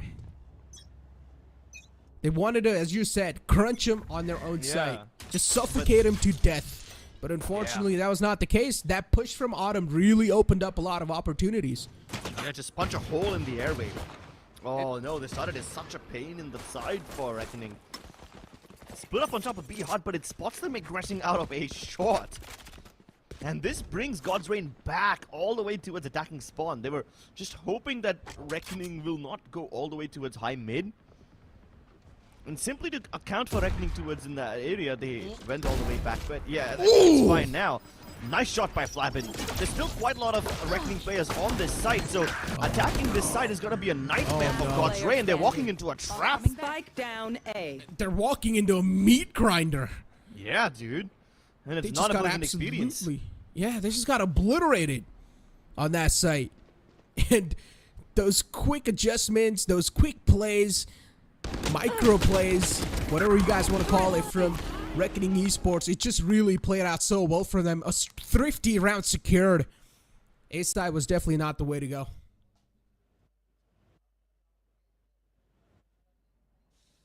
That was just one Bulldog in play. Just one. And it made a world of difference. I mean, of course, when you've got a site stack like that, even 5 classics can be quite a lot of weaponry to deal with. Focus now. Eyes off me. Teleport's ready. The quick adjustments from both these teams just keep this game so fresh. I wish we get to see matchups like these again. Flabin still continuing to hold the high ground, even though he was spotted out first. And he gets all the frags. Reckoning Esports, like you said, it is a meat grinder. That's what God's Reign are experiencing again and again. Only 2 players left over. You blink it and you miss it. That's the sort of scenario so far we've been facing inside this entire BO3 series. Yeah. The pace is going up out of nowhere, suddenly all the way to the top, and then it's dropping down way to the low. It's really hard to keep up sometimes in between the actions. Yeah, what we know for now is that both the players are quite softened up. They don't even have a lot of HP to back them up. Maybe they're just trying to delay, trying to stall us for as long as possible to maybe make sure they're taking away a couple of guns before they get taken down, but the chances of that happening are super low. Yeah, I mean, what can Will do at this point? Even if he gets a kill or two, Oh, it's no. fine. He's probably gonna kill Flabin or Deadly, who've got the cheaper weaponry. Meanwhile, the Vandal's still alive. So, good recovery from Reckoning Esports. After losing the pistol to God's Reign, it's really impressive how Reckoning are able to win the second round. And this is a common stat for Reckoning all throughout their games in the VCSA. Reckoning have been able to win second rounds after losing the pistol way too often. Way too often. Like, it's criminal how they can just destabilize the economic momentum so often. Suppressing. To suppress. Nice exchange. Both of them. Side. Yeah. Yeah, both of them So use it at the funny. same time. The player getting spot up, and Tix will fall back. Respect the opponents a bit. God's Reign, they've got the mid control established, but not too deep. So far, they haven't even gotten any single information queue to play off of. Instead, they've lost out on their own player side. Definitely not a good news for them. I like the disciplined plays from Reckoning Esports. Sometimes they're pushing up aggressively, but within the discipline, within the boundaries. That's just going to add on the cherry on top of the cake. And the close is going to be Deadly 10. He was able to slip away one, but that's all he's going to get. But it's completely fine. If you've got a man like Woya backing you up, what else do you need? What else do you need, man? That is very appropriate.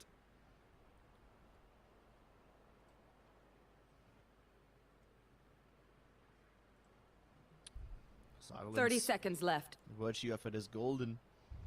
And Hooks sneaking around like a rat, but what do you do? Spike is in such a difficult position to retrieve. The shot on the Flavin is impressive, but yeah, there's no way he can win the round unless Reckoning offer him the fight. 10 seconds left. The silver lining is if he dies, he's gonna have his ultimate in the next round, but no weapon. I guess this round is the prime example to describe what exactly is going on. The action just went up out of nowhere to the point where we were not even able to keep up to the action, and then now it's just completely down to pinpoint or just pin drop silence. So up and down. And most of the times these rounds are also panning out to be quite scrappy. One enemy remaining. Spike down B. Scrappy? I think that can describe the entire game, not just this particular map. Even the previous game, to be honest. Yeah. This entire BO3 series has been looking so scrappy. Teams are trying to adapt to the fly, but sometimes it works out and sometimes it doesn't. Hey, but okay, maybe the previous game, True Rippers versus Astor Army, was slightly scrappy, but at least over here you can see the clear reasoning that the teams are adapting to, right? Reckoning Esports always innovating, always bringing out something new. God's Reign doing their level best to keep up with the weirdly, bizarrely refreshing takes that Reckoning Esports have on this map. Even in Icebox, I have to admit, it was the most bizarre game of Icebox I've seen, but would I see games like that every single time, or would I just go back to seeing the standard boring old Icebox? I'm gonna choose this every single day, every single time. In fact, the amount of justice we do to this cast, I mean, sure, we can capture the details as much as we can, but it probably deserves a whole segment of its own in the post-match interview or in the analyst panel or something. Revealing At least Icebox definitely does. Oh yeah. Good recon. And got scanned up. Mid presence given away to was a really good owl drone, to be honest. Yeah. Deadly 10 pushed up deep. B main just looking to spot out anyone. The pre-fire was there, but unfortunately the shots weren't. Whiffed out the shots. Deadly 10 being forced back a bit. He's taken down before quite low. God's Reign, they don't really have the complete loadouts in their hands. They've got some Spectres, some Frenzies, and a Sheriff in the hands. Let's see how much they're able to bring up to the table. And still he's holding close quarters. Deadly 10. This man is quite stubborn. He wants to kill someone, but unfortunately he gets killed himself. The bloodlust can result in his own death. Not curiosity that kills the cat, it's the ferocity. Oh yeah. With a relatively blind ult, he was just hoping that if he can tag up A main and B main respectively, maybe somebody will be revealed. 30 seconds left. Yeah, exactly. That was more sort of like an informational ult. Yeah. Because they were not able to wrap their head around what exactly is going on. So far, they only spotted one player towards B main, and that ultimate was more sort of like to find out info where the players exactly are. But unfortunately for them, no one was being spotted. Woya, though, he's still a machine who's able to find 2 kills. Godstream, they're finally able to establish some sort of dominance back. They're able to assert it back on the board. Teleport's ready. Operator's in the hands of Flabin, and he knows there's not a lot of time left. He will just fall back. Nicely done. What a comical way to lose the round. Running out of time of all things. They even had the KO detained, so on paper it seemed like God's Ring can make it inside, but the lack of the smoke towards the defender spawn entrance, it is such a big problem for them, and it's not the first time they've felt this problem, you know? They've lost a lot of players in the previous rounds as well. That's I mean, sad. Yeah, really sad. I mean, I don't know if that smoke not being present was on purpose or whether they just used up all of the utility previously. But yeah, that's definitely gonna pop some questions in your minds. And the answers to those are not easy to find.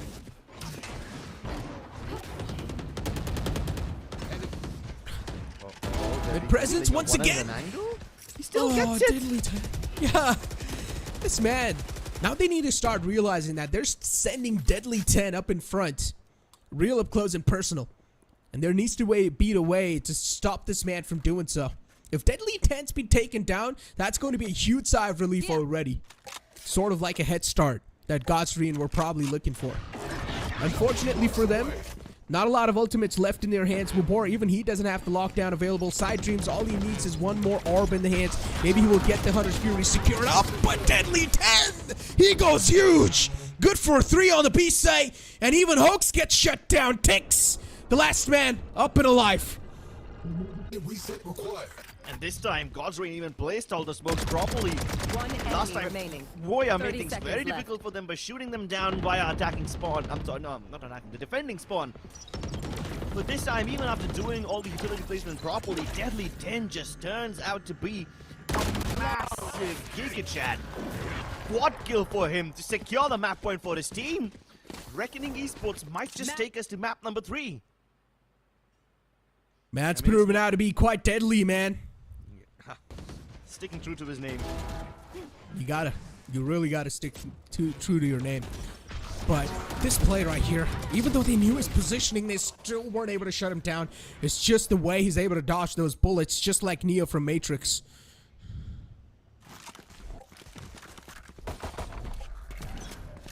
Hey, at least Neo had plot armor. Get out of This my guy, way. he's just stubborn, that's it.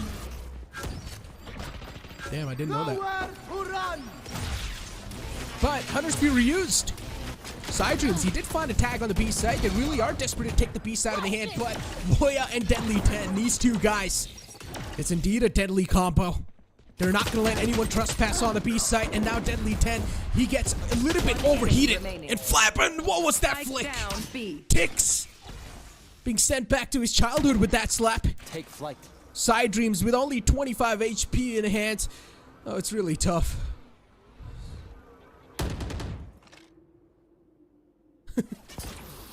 Oh, Sai doesn't even get a break, man. How will he recover the spike? He's got time, but barely any HP to work with. And even if he gets into the sides, Reckoning Esports are going to take their sweet time and double peek. He peeks once again. Unfortunately, Flabin was prepared this time. We're That was going to load such a quick map. Such a quick map. And as always, you know if Reckoning Esports is going to win, Flabin's going to dance. And he's just dancing on top of their graves. Pardon me. Nicely done. Pardon me if my dance vocabulary is wrong, but what he just pulled off, isn't that what you call a thumka in Hindi?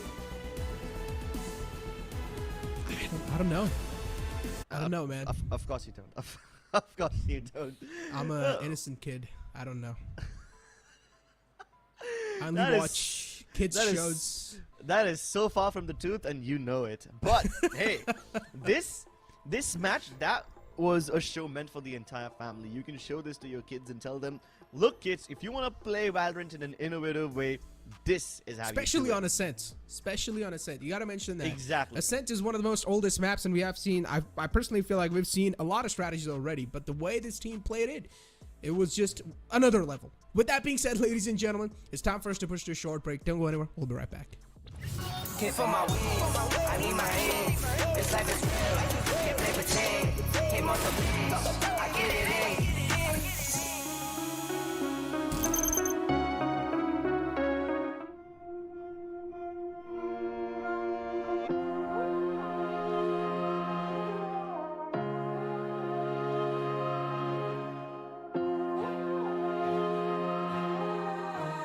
I know my destiny.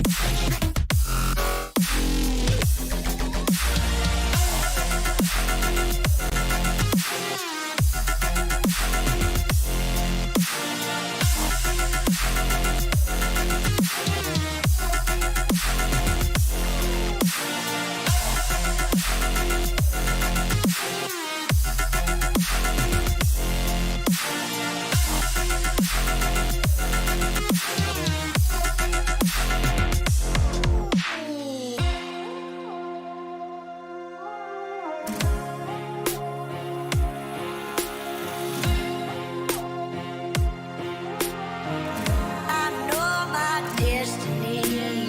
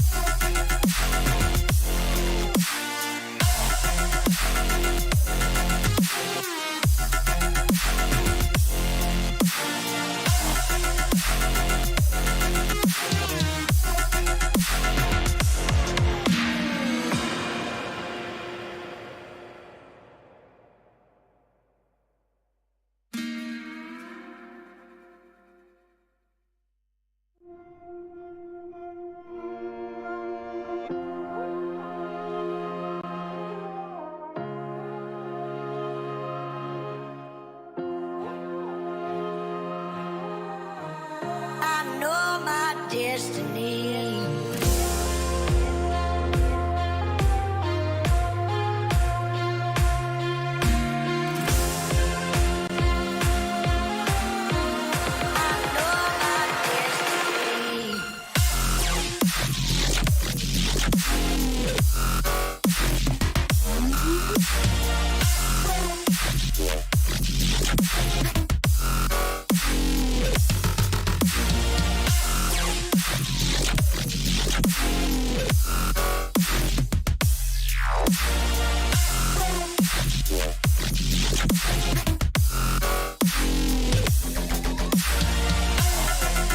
YouTube audience, once again to the third map of the series. That's going to be Lotus. As we do move on forward towards the agent select, we do see an Harbor Wiper composition. What do we call this? Hyper?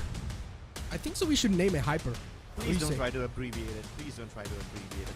See, this is the core composition of Loud, which they do in maps like Lotus and Icebox. And now that Reckoning Esports have adapted to it, I think their game plan is set in stone. They just want to deny as much visual control to their opponents and get up in their faces, get aggressive map control, and hold on to it for as long as possible. Meanwhile, on God's Reign, they have a fairly execute-heavy setup, right? You see the Breach and the Sky together, kind of tells you that they want to just flash you out of existence. And the fact that there's a Killjoy on either side makes the defensive half seem that much more exciting, because it's gonna be up to these teams to destroy the Killjoy utility as quickly as possible before they actually commit to the site, so that they don't have to deal with it later on. Here.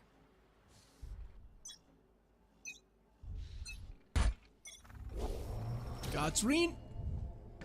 Here we go. Starting off on defense, they will be facing a lot of hardships. It's an attacking-sided map, so you gotta expect a strong start from Reckoning. A strong lead as well. If there's not gonna be a strong lead, then for God's Reign, it should be quite easy to capitalize. Presence was found with the guiding light. But how are they going to try to adapt to that presence? That's what we're here to find out. Aim and presence showcased quite well. The doors are going to be activated as well as they make their presence known towards trees. And everyone's just going to bum rush it down to it on the A site. Poor before has no chance. Spike He even planted. got a little smoke as help from Tix, but he got instantly triple peaked, and now Warrior's feeling himself. He's not even taking too much damage. He might just be on for the ace over here, and he's already trying to Enemy backstab them. remaining. Flicks onto Tix. There's no way Sai can survive this one. A masterpiece to kick things off. Yeah. Masterpiece indeed. Fantastic way to kick things off so far on the attacking side, and Woya is already starting off with the ace. We already know if Reckoning Esports are winning this matchup, Woya is going to be the MVP. 100%. With the amount of consistency this match showed, not just on the first map, even on the second and the third map, it's remarkable.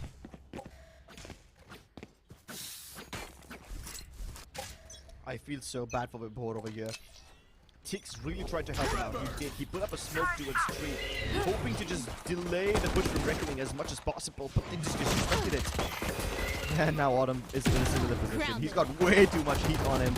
There's no way he can survive this one. And any backup that would have been possible to provide by God's Reign, who were just trying to peek out of a main, it's now stopped because of the cascade. And Reckoning Esports continues to bolster the way inside. Player standing. Spectres, Vandals, everything being thrown at them. Yeah. Tix, the only man left over, with just a shorty in the hand. He will try to get up close and personal, close up the distance. That's the only time shorty will shine through, but let's see how he's going to be able to do that. Or maybe he'll just wait for them to try and push up to his face. But yeah, quite a clean side take. Wasn't really that tough for them. Did have the upgraded weapons in the hand, and all of them are up and alive, so that means this is already a good setup for the bonus round. Let's see if Tix is going to be able to catch one here, but no is going to be the answer. That's just shorty betraying you. Sometimes in that range, it works out perfectly for the opponent. Yeah, And even for I you, thought... it just doesn't. Exactly. You saw the ding, and I thought, yeah, that's it. You should get at least one kill with the shorty, but... What, 62 HP available on the other guy? Yeah. 62? That's way too much. I thought, Dude. even if you survive, I thought it would be like with some 10, 20 HP, but that's just way too much. Dude, like, trust me. When I use the shorty in that range, it never connects. And when it's my opponent, it always hits me hard on the face. I just don't know. And I'm pretty sure Binks, who's doing the watch party, will agree with this.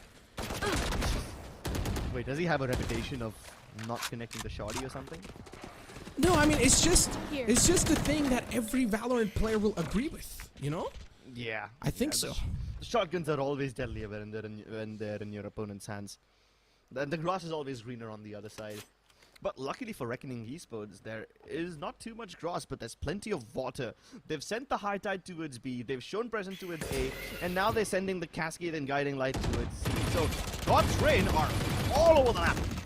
They see Reckoning everywhere, and they're trying to make preemptive rotations towards the A side, which is the wrong call.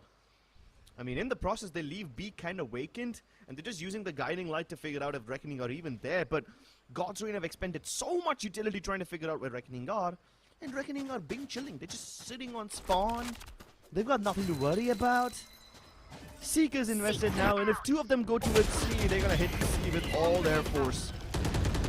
But the spike's heading towards A, so they're just toying around with God's 30 Reign, seconds playing with left. their emotions. And now look at this setup. Tix is in no way, shape, or form to hold this on his own. He can't even get backup from his fellow Breach because the smoke blocks the line of sight, and he's isolated. At least it takes one frag before he finally bites the dust. But this side is well in the grasp of Reckoning. Indeed it is. Spike planted. Spike goes down at the nick of time. This is the Harbor Viper composition at its true potential. Nicely done. They're always able to get the grasp on the side so well. Now just going to try to play off of the post plants. We've got two players stacked up towards tree. The rest of the players are going to try to surprise them. And as I said, that's what exactly happens. Flabbin, a good spray down on those two players. Jeez, like, what are these post plants? They don't even take tree. They just stick to its stairs. That was an impressive spray down, but in case that did not work, there was a backstab in the works from Boya. Luckily, they didn't have to cash in that insurance policy, but in case something went wrong, Boya was present for the backstab. Flabbin just made it look like a piece of cake. And God's Reign simply not able to find liftoff. Hoax, Autumn, Vibhor, all of them sitting on 0 frags each. Wave crash.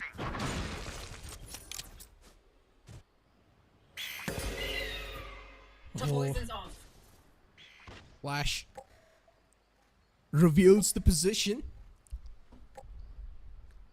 Here. Flabin will spot out the players trying to jump spot. No connections though. It's just so intimidating to just push that guy who's trying to jump spot you and just kill him. Lock in sight. But Flabin will need to play within the boundaries of his team. Trying to trailblaze through, trying to scout out the areas around. It does seem like they sort of do want to fake their presence or maybe take the B-side control in the hands too, but so far, nothing's established yet because the spike's still back all the way in the spawn. Yeah. Maybe Autumn can find a surprise kill. No, never mind, his position's given away. Reckoning have so much information. They saw the guiding light, they know where the sky is, they know where the jet is. And now, he's surprised because he did not expect to see Flabin this deep inside. Oh, and he's going all the way to its C's waterfall. There's no stopping them, man. Reborn gets one shot onto Deadly, but at what cost? Reckoning have 2 sites under their control. They don't even need that much, man. They don't even need all this map control, and they still have it.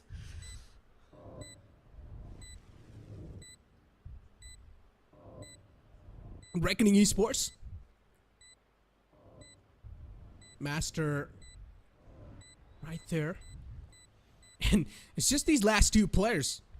They know getting any sort of kills is going to be really tough. They just want to catch a lurker off guard and maybe try and take a gun away if possible. And Voya will probably be able to slip away a kill right here. He does, and he gets both of them. Really good. Heartbreaking, dude. And I don't know. I kind of feel bad for Saivoya because he's using the guiding light and doesn't reveal much. He goes for a jump spot, doesn't see anyone. Enemy kill. And the next thing you know, Flabin's in his face. Like, within that tiny gap between the 2 jump peaks, Flabin covered the distance and Sai had no way to fight back. And he thought that maybe even Hoax would be kind of helping him out because he was hanging out towards the B-Link region, also spotting every now and then. Within the gaps, Flabin finds the opening. This time, Flabin leaning to charge towards C. The cascade helps them get the orb. Scout destroyed. Master's 1 point away from the Reckoning. I think they'll probably try to grab the orb towards B as well. And get that ultimate on board. Yeah, they're going Solid for it. stuff. Time to hunt. Quite a quiet start, huh? All the time we're having these slow starts at the start. Ready. And then later on, it's just a quick burst on the site. There's a Reckoning available in the hands of the Harbor, which is Master. Voya able to sneak in a little bit slowly and steadily. The Nano Swarm still hasn't been activated. Quite patient on that. I like the fact that he didn't waste it just yet. And now Reckoning Esports, they're probably going to dash in inside the site. Gravity Well's there to try and waste a little bit more time, but they will need to fall back because the Reckoning's going to be quite annoying on their feet. I mean, at least they're not going to get shot down because of Reckoning. Here. Reckoning don't push their own high Spike tide. down, C. They 30 don't, seconds right? left. Right? Flabin's flirting with the idea of fighting aggressively. Yeah. And now all these snake bites are keeping them at bay. He's challenging the goddamn people in all. And there's a triple peak. Voya also not afraid of fighting at all. And this might just backfire for them. The spike didn't go down. And now Reckoning have no 10 backup seconds plan. left. Yeah, not a huge fan of Player that situation, especially when you haven't even got the spike plant down. Flabin shouldn't have went for the challenge like that. Maybe should have just tried to hold down the close quarters. And for God's reign, that's the exact opportunity they were looking for, and they get that in the head. Finally, a momentum breaker where God's reign able to find some sort of success on this map, and this was really needed too. Here. Yeah, desperately needed. I mean, to be fair, I kind of feel like Reckoning are the ones who... It kind of feels like Reckoning are the ones who squandered away this round rather than God's reign doing something to actually take it for themselves. One way to counter this playstyle from Reckoning is to just push aggressively, and God's reign are doing that. They are playing hyper proactively towards a main, but it just doesn't help their cause. And Reckoning are more than comfortable just using their time, showing presence all across the map, making God's reign scratch their heads again and again. And then when they find the sizable amount of advantage, they just pounce into the site all at once. Like, look at this again. They've used the high tide to towards A. It's gone now, but they used it like 10 seconds ago. And then they're showing presence towards B. You have Boya firing towards B upper. At the same time, you've got Deadly 10 on the mouth of C. So God's Reign have an overload of information. Most of the time, the defensive sides lose because they don't have information. Now God's Reign have way too much info, and they can't make sense of it. They probably need like an AI system to sift through all this data. At least Tix finds the kill onto Deadly. That's the lurk towards C gone. Should make things slightly easier, but this crossfire on the A side between God's Reign, it's not the strongest, but it's still going to be very, very effective. Side with a double spray down. And now he's got backup of Autumn too. Flabbin trying to keep the hopes alive, but Vipor will snuff it out. God's Reign, flawless hold on to sight. Resistance, the name of the game, and Sai just goes absolutely huge with that 3K. To be honest, the only reason why the resistance was possible is because the heroics of Sai. If he wasn't able to get the 3K right here, the Sai would have been taken in the hands easily. But Sai just goes absolutely massive, denies that entire side control away. And this time, the A side take doesn't work out for Reckoning Esports. 2 rounds back-to-back slipped away from their hands. The lead is now starting to get nullified. Yeah, whatever momentum that Reckoning Esports had at the start is starting to slip away. They've got just enough money to buy one more time in case God's Reign win this one. Autumn, dangerous game. Trying to peek ahead of the Cascade with Diop, but he's just not going to be given the opportunity. And this time the Reckoning Esports changed things up. Usually they've taken a sweet time to push in, but now they're pushing it with more than a minute left on the clock. The flash was perfect. Unfortunately, Flabbin loses the duel. And the one time that Reckoning Esports try to amp up the pace, it gets shut down. They go back to their default. They go back to sniffing around. And then there's a dog to literally sniff out what they're up to. Yeah. Operator in the hands of Autumn. Definitely a gun you need to watch out from. And maybe try to avoid it as well. He's all the way on the opposite side, so that's a good read from Reckoning. They should have a clean stroll. But there's quite a lot of players close enough. Seekers out. That should give the positions away. Sai's getting spotted out by the Seekers. Everyone being forced back. And once again, the spike plant goes down. This plant is towards tree. Reckoning Esports, the post plants do seem quite clear enough. 2 players already backing off towards tree. The rest 2, as always, will back off towards main. Master, you know he wants it. It's calling up to him. It's beckoning to him. The aggression just doesn't seem to stop. Reckoning Esports have the man disadvantage, and as a result, they have to force these fights. They have to neutralize the advantage somehow, but so far it's backfired for them. The Cosmic Divide, it's so weird because God's Reign have to peek ahead of it, and they still manage to win all these duels. Wow. What a God's Reign. Yeah, what a flawless take on the site. Perfectly done. Nicely calculated. And God's Reign, that retake was just beauty. It's really tough to find any sort of mistakes in that retake, especially that flash peek towards the tree. Managed to pretty much nullify that crossfire and also isolated those duels. Look at this. Deadly 10 was just flashed out, couldn't do anything. And usually that Cosmic Divide is put up to make sure that the attackers who are hiding inside tree can't really shoot at the spike directly. They have to peek out of it. But what do God's Reign do? They peek ahead of their own Cosmic Divide, you know? That's not something that Reckoning would have expected. And that's the only way to beat Reckoning Esports. Surprise them at their own game. Push out of your own utility. It's not an orthodox strategy at all. It is not standard. And that's what makes it beautiful. On paper, it sounds like a dumb move, but it works out so beautifully in practice. Timeout from Reckoning. Let's see what they're going to try to pull off on the board. I mean, 3 rounds have been slipped away back-to-back in the hand, so this tactical timeout is really needed for them to gather their thoughts because they don't probably know exactly what's going on wrong with them. They've got a Blade Storm available onto Flabbin. I highly doubt they're going to try to utilize that. They still have a couple of more ultimate orbs left to get the rest of the ultimates up. Need 2 more for the lockdown. Alright then, Autumn finally has a fair duel with Diop. This time the Cascade also won't do much to block his wish in, and he's got it. He's been waiting a long time to make this op sing. His hands had been itching and now he can finally get that scratch. It's a very satisfying one. Orb collected by Reckoning Esports though, so they're inching closer to their ultimates. Harsh just needs one more point to get the Viper's Pit. Grounded. This orb is just too deadly, dude. There's no way Reckoning can find a counter to this. All the Harbor Util in the world is not enough to stop it. Harsh, meanwhile, trying to sneak in towards A. He might just be able to find the gaps. He snuck past Sai. Oh, he's found the needle. He threads it. No, but they know, I think so. They know it. Look, Tix is checking for it. They're sort of aware of the fact that someone might just be able to sneak in, and yeah, Tix finds it. Godsreen.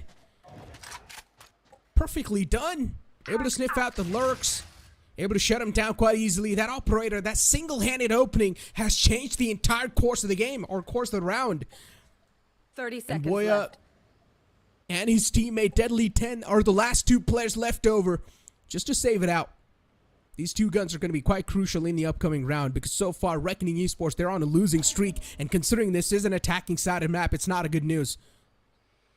Oh yeah, I mean, even 4 rounds for God's Reign is quite 10 impressive. seconds left. Keep in mind that last time Reckoning Esports, they faced against Metal on Lotus, and they were able to get an 8-4 lead. God's Reign are already doing much better than that.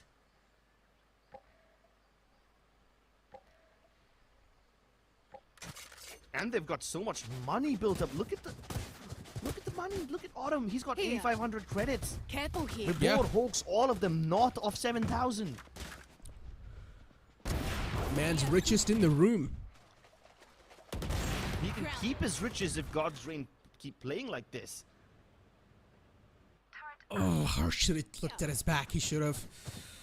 He really should have. Yeah. I Careful mean, on the here. X-ray, it seemed like he just slipped past Sai, but Get I out guess of my it showed up way. in the mini-map for a split second or something. And then Tix had to go ahead and check it. Rightfully done. I know what exactly was going on there. They were playing the beast out on the retake, so they thought that there's a high chance that someone might have probably snuck past from B. So he was looking at the B entrance. But instead doing so, he found someone sneaking by from mid. Yeah, I mean, the intention was the same. It's just that it's a coincidence. The he pathways were finds- different. The pathways were different. Intention was the same, and the bullet that connected the back of Harsh's head, it was just disastrous. He thought he found the timing. Just quite a slow round from Reckoning Esports. It's very brave of him to just walk out like that and toss that poison cloud towards stairs. It's so risky. The op could have been present over there. Oh, and God's Reign is so aware. As soon as Reckoning tried to budge their way into the seaside, the lockdown is placed. Yeah, Flabin can do Fake. all the scouting around, but he's gonna have to fall back. 30 He's seconds probably gonna left. get detained. Oh, the tension's going to be there. And unfortunately for Reckoning Esports, they've already given heavy presence away towards the C site, and now the adjustments are there from Gotsreen. Side Dreams in close quarters with just a classic in the hand. He's trying to pull something miraculous off. No, it's going to be the answer. He 10 did find seconds one, left. but that's all he's going to get. Autumn was able to squeeze away 1 kill. Close quarter shorty. This might just start to ring some dead bodies. Only 8 HP left in the hand. This is quite a mission impossible for Reckoning Esports to pull off, but the players are quite softened up. Autumn in the close quarters with only 8 HP left over. That spam's gonna seal the deal. Plabin takes him down. Hoax and Tix now starting to march on over towards the C site. A lot of time is already being bought by Reckoning Esports, but something needs to be done ASAP from Godsreen. That spam's gonna find Master, and so far it's working out like charms for them. Flabin is only down to 31 HP, and he's gonna have no line of sight on the players going for the defuse. A perfect flash, and Flabin nullified.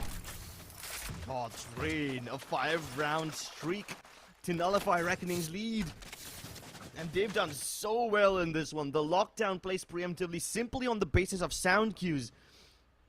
Flabin went deep into the site, was forced to vacate it.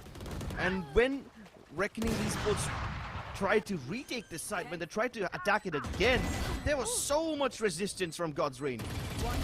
Yes, it's quite awkward to see Autumn get caught out like that because he didn't have the right set of weaponry. His Blaze Storm kind of ran out. I mean, the AWP also not that effective at range, so he's just trying to do whatever he could with the shorty, but Then the retake from Hoax. Incredible. Flabin now making way too much noise on B. This time you can see the desperation on Reckoning Esports. They don't usually venture this deep into its B so early in the round, but it's different now. And again, they've left people all over the map, right? Harsh outside of A main, you've got Flabin on B, he just reunited with Harsh, and now they're heading to its C. Once again, where Sai is prepared. In case things go wrong, there's even the Rolling Thunder available on Hoax. I've got your trail. Good find. The attacking lockdown's definitely now starting to create a lot of space. Seekers are out as well. Reckoning's invested too. Reckoning Esports, some heavy investment done just to get the site control in the hand, but the pathways are completely different. They're trying to pull something miraculous off here, something new, but that's going to be denied completely. The waterfall control's now taken back in the hands of Godsreen, and Hoax single-handedly is an uncrackable wall. Why did they do that? No. So you've seen Reckoning do this before, remember? When they were playing against Metal, what they would do is plant the spike to its C and then rush into its waterfall, hoping to cut off the retake before it even begins. But yeah, exactly. That's the problem. They didn't get to plant this time. I mean, God's Rain crunched them way too fast. No, I think so. The game plan here was to take the C side control, go from waterfalls to B. That's what the game plan was. Because for them to plant, they invested 2 ultimate abilities, a lockdown and reckoning. They already have the side control in the hand. But I think so, the game plan was that. Did they invest the Seekers too? I think that also happened, right? Yeah. Both the Seekers were used from Voya and Sai. And Sai wasn't planning to use his originally. He just had to do it when Reckoning started to make that waterfall move. And then God's Rain had to figure out what on earth is going on. So yeah, quite a chaotic round. I mean, the series has been quite chaotic, to be fair. I wasn't expecting this. Really good stuff from Godsreen. They're able to establish a lead all the way on the defending side, and Vapor finds one through the spam. Not a good news for Reckoning Esports. The stars are not aligned at all. Whatever they're doing is just not working out. Maybe what they're doing is just not the way you're supposed to play it. Godsreen, on the other hand, though, the amount of info they're able to gather with every single move they're trying to bring to the table, it's impressive. 3 more sheriffs left in the hands of Reckoning Esports to pull off anything. It sounds quite next to impossible. The utility utilization is just perfect from Godsreen. But on the other hand, Reckoning Esports out of nowhere, they're looking to flip the switch, and Woya, another cool shot! Right onto the dome of the opponent. Side controls taken from Godsreen, but these sheriffs are now really starting to hurt. So Hoax decides he's had enough of this nonsense. Reckoning Esports scurried their way into the seaside, and then they just tried to buy time by putting up the cascades and the high tide. And when God's Rain is starting to run out of time, Hoax is like, screw it, I've been holding on to this Rolling Thunder since the last 2 rounds. Might as well use it now. He lets it loose.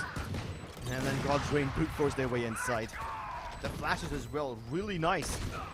I'm actually surprised that Voya and Master actually managed to survive the Rolling Thunder and even get towards the outer side of C. I thought they would have been dead to rights over there. But this is God's Rain's 7th round win in a row. And this is looking scary, man. With Autumn picking up opening frags like these, Reckoning Esports might just be caught napping on their own map pick. I mean, not their own map pick, but yeah, it's Reckoning who's been on this map before. This is God's Rain debut appearance, but look at that. He's not bust. He watched his side napping. And now he's all the way to its C. He can clear the path for his team. There's only one man who can stop this, and that's going to be Vapor. As long as he can get the spike carrier, it's all Gucci. But there's no way he can get anything. They realized that the KJ setup is not on the C site, and he somehow found that lurk successfully. And now look, they're also going to take the backside control in the hands. Autumn's got the operator available, but he's soon up. Autumn was able to snuff past it, but it's not going to matter. Hoax and Autumn both being shut down, put to sleep. And now it's a 2-on-4 scenario. Godsreen, with the amount of momentum they've been able to showcase so far, it does seem possible. But now Wubor being shut down as well. It's next to impossible. Wubor really wanted to invest that lockdown, considering it is the last round of the first half, but he didn't have a chance to do so. Last man to go in the name of Tix, and he will be buried in the coffin as well. 7-5. At least Reckoning Esports have a little breathing room in the second half. But that being said, Deadly's I can't even call it a lurk inside. He was just creeping in. It was a straightforward pathway, but it just so happened that Sai tried to use his utility to find if anyone's over there, and it just went right past Deadly. I mean, the first half, to be honest, quite a chaotic one. Let's see how the things are going to be looking like on the second half, and we'll be right back after a short break. Came for my wings, I need my hands. This life is real, can't play pretend. Came off the beach, I get it in.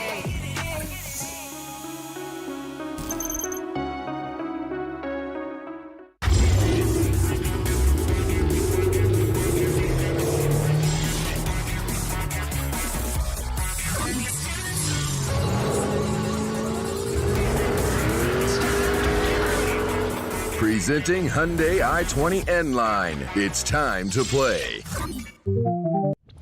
Came for my wings, I need my hands. This life is real, can't play pretend. Came off the beach, I get it in.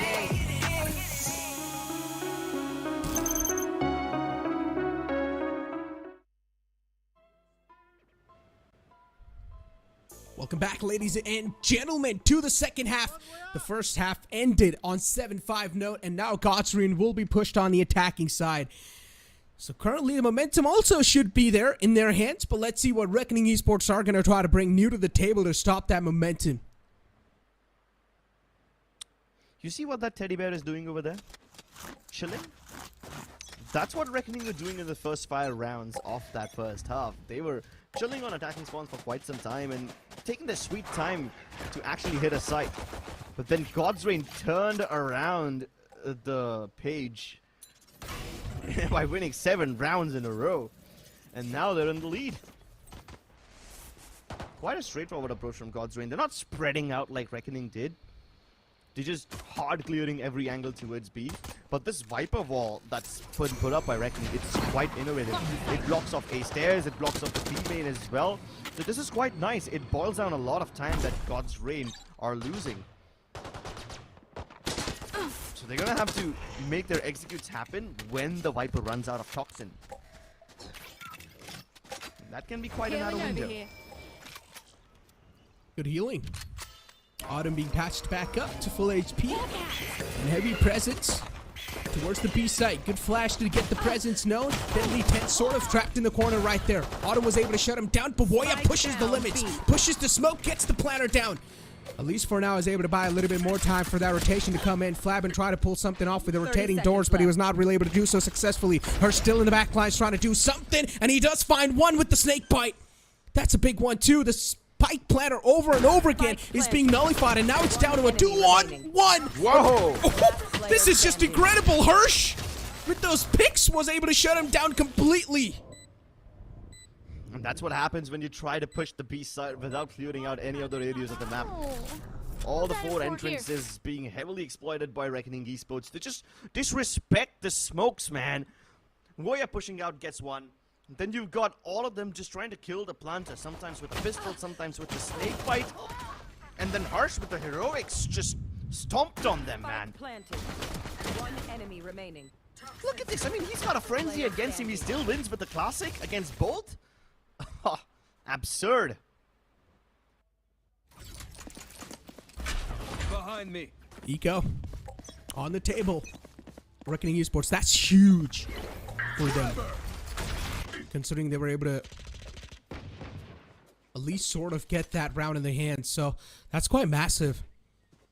That's going to reignite the flame of success once again in their hearts. It's not like the matchup was gone beforehand, but considering if a team has an overall good start on the defense on this map, there's a high chance a team should probably come out on top in the second half as well. But now considering Reckoning Esports, they got the pistol round, there's a chance they would find to equalize the scoreline. Oh, Harsh, look at this cheeky angle. Goya's ready for this one. He still continues to peek out, continues to demolish them. Toxins going up. Holy hell, what was that? Player standing. I've never seen a Ghost be this effective against a triple B. You see mowdowns like these with, you know, weapons like Ares and Odin, not with a Ghost. He just taps head so cleanly.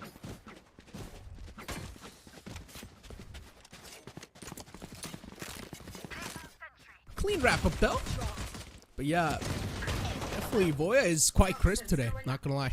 Yeah. He's been feeling himself throughout this entire series. He's not missing a lot of shots, which is sort of giving a huge upper hand to his team inside those duels as well. 7-7 being the score. It's being tied up, Crips. Godfrey did nothing wrong, man. They triple peaked him. Voya shouldn't have been able to do all this. It's not like they went in one by one. They all triple peaked him. Get this man. I don't know, man. The word that comes to my mind is Gigashow. That's it. Like, there's no logic in explain this. But look at Flabin. Already pushing out of A main. He can punch God's Rain from back already. They're all hitting the B side. Flabin's in position. Oh no, Voya's found. But in the process of doing so, he sets up the perfect bait for Flabin. Triple once again. And now Deadly chimes in as well. It's all down to Sai. And within a matter of second, it crumbles right before his eyes. Oh my god, if they're able to pull off this bonus round, it's gonna be insane. The amount of economy this team will have stacked up. It indeed is gonna be quite noticeable and remarkable. 3-on-1 scenario. Psydream's trying to pull off some shenanigans, trying to pull off some big brain moves. Let's see if he's going to be able to do so successfully or not. He's found the first map once again. Trigger discipline. Please knife. No. Yeah. It's not going to be there. 30 Denied. seconds left. Not too greedy for that. Yeah, I got a little ahead of myself. But hey, this gives him so much room to plant and take post-plant positions. Problem is, he doesn't know where they're coming from. He's got one guiding light which just got charged up again, so he can probably use it to figure out if there's any backstabber or not. But no, he's just playing a standard triangle. Nothing fancy. And Reckoning are gonna take their sweet time. They know that he could be anywhere. Manually checking every angle. Flabin staying upstairs to cover Harsh. Sound cues given away. One going towards left, but that's exactly when Flabin peeks from the right. And Sai gets played like a fiddle. Nicely done, man. Reckoning Esports. Voya They get the bonus round in the hands. Yeah. Voya died to set up Flabin for success like that. Yeah. That's the best bait I've seen so far. That is just a monstrous play. This man ate him alive. Single-handedly in the back. And then Psydreams, I mean, he tried to pull off something new on the board. Valiant effort for that, but what are we seeing? On the attacking side, the attackers are not able to dominate, and instead it's the defenders who are able to dominate. That's just Lotus for you. Like I said, there's not much logic left in this game. It's only magic now. Okay, to be that's honest, a false statement. That's a false statement. There's a lot of logic at play. Both these teams are big braining each other very often. I just said to be that honest, to sound cool. Now we're seeing a tactical timeout being pulled up. And to be honest, with the amount of respect these teams have been given to each other, I think so. It is sort of paying out to be as a kryptonite for them.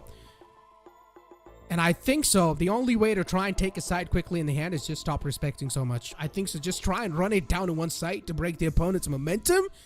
And then later on, you can just try to pull something similar off, or maybe just try and keep on updating those micro strategies. It's up to them. I can't really tell them what exactly to do, but they need to start figuring this stuff out. Yeah, I mean, at least in Ascent, we saw variations in pace. I mean, we haven't seen that so far on Lotus. We've seen these teams try to spread out quite a lot on their attacking sides every single time, but we haven't seen like a full-blown fast rush right off the bat. Alright then, Flabin. Interesting kill onto the door. I think he got him through the smoke. Scout destroyed. Yeah. Just Sheriff's on the hand now. It's an eco round. Psydreams is the only one who's got a Spectre, but I highly doubt he's going to be able to pull off anything. That's a good pick from Hirsch. Just icing on top of the cake. And he's going to deny that entire C entry. Godsreen aren't going to be even scared to look at it once again. Tix was there to try and make something more happen, but Godsreen, they're now slowly and steadily starting to fall back towards the C side, but the guns are trained. The weapons are armed up. They're primed up, and both of them are looking at the same direction. As soon as a little peek is taken, they will be greeted with that fire. I'm surprised Tix survives that encounter. live to fight another day, 30 but there's seconds barely left. any time left. And even if they go towards the B side, the high tide will keep them outside B. Guiding lights, perfect. At least gets them the frag onto Warrior, but the round is far from over. Yeah. They haven't even planted, and there's barely anything that they can do to cover these areas. One smoke towards B upper, it's not enough. They just rush them down from the link. Nicely done. It was an eco round for the opponent, so as expected, Reckoning Esports didn't get the round in the hand, but now the upcoming round is going to be quite a crucial one. If the upcoming round's being lost by Godsreen, then you can truly start counting them out from this entire comeback, I guess.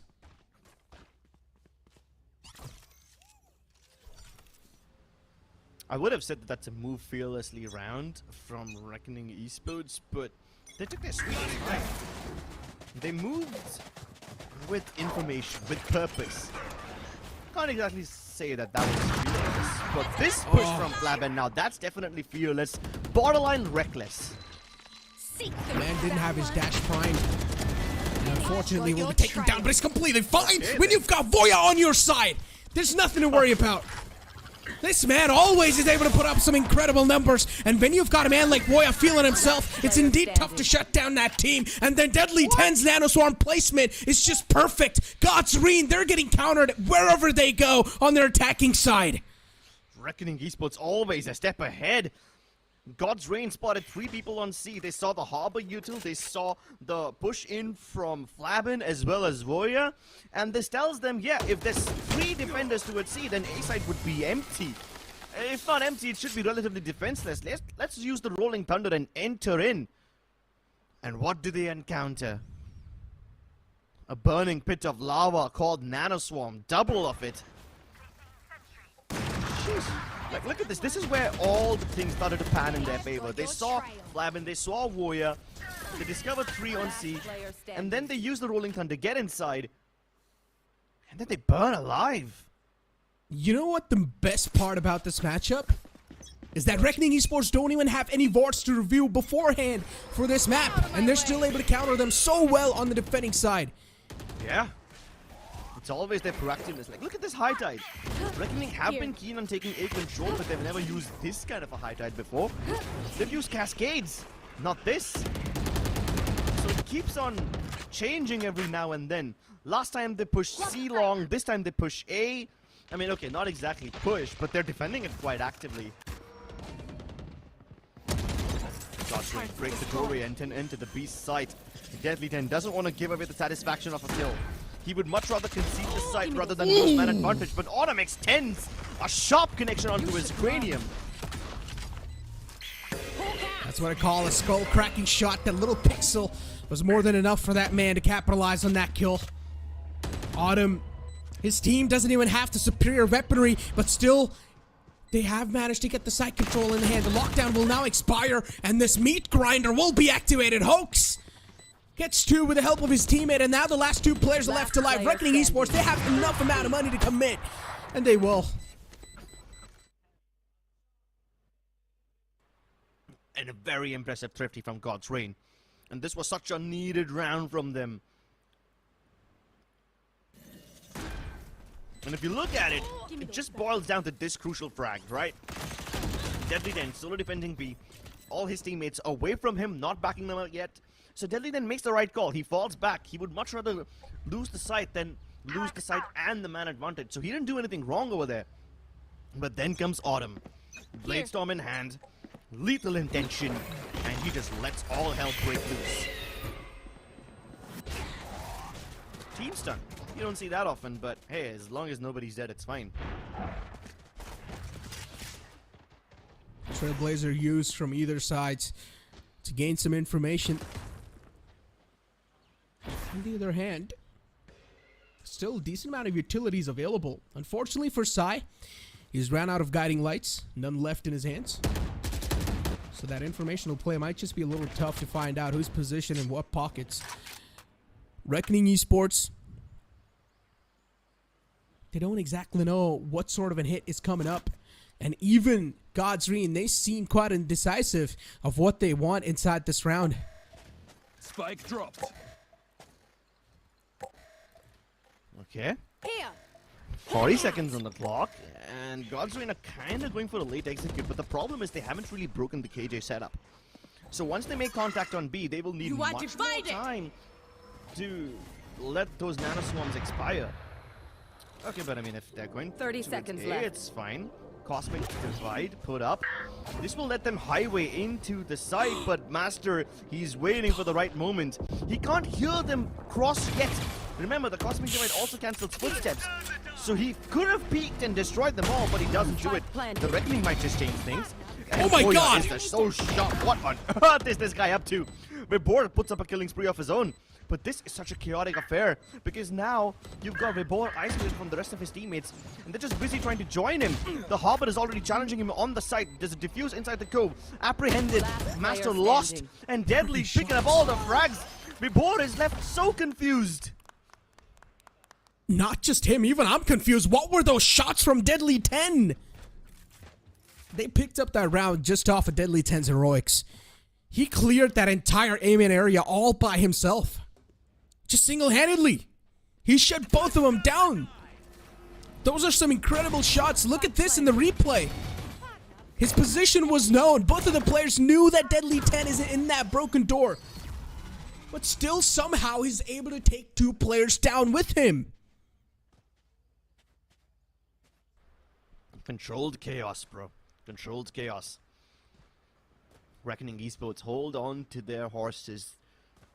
They don't let the Cosmic Divide of God's Reign phase them. They let the plant happen without any problems, and then they use the co hoping to stick. But the moment Rebor tries to get inside, he doesn't find anyone. And he's wondering, where could Master be? He doesn't really find Master, but he meets his maker when Deadly 10 comes across. Roaring like a champion. And now Deadly 10's got the lockdown available, so this makes things even harder for God's Reign. One more round needed for Reckoning Esports to claim that match point in the hand. On the other hand, a technical timeout being pulled out.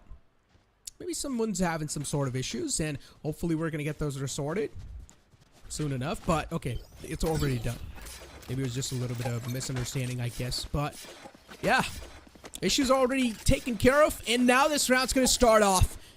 But Reckoning Esports, they've already got the stars aligned. They have a lockdown available, which is going to help them so much in that retake or even in that site denial.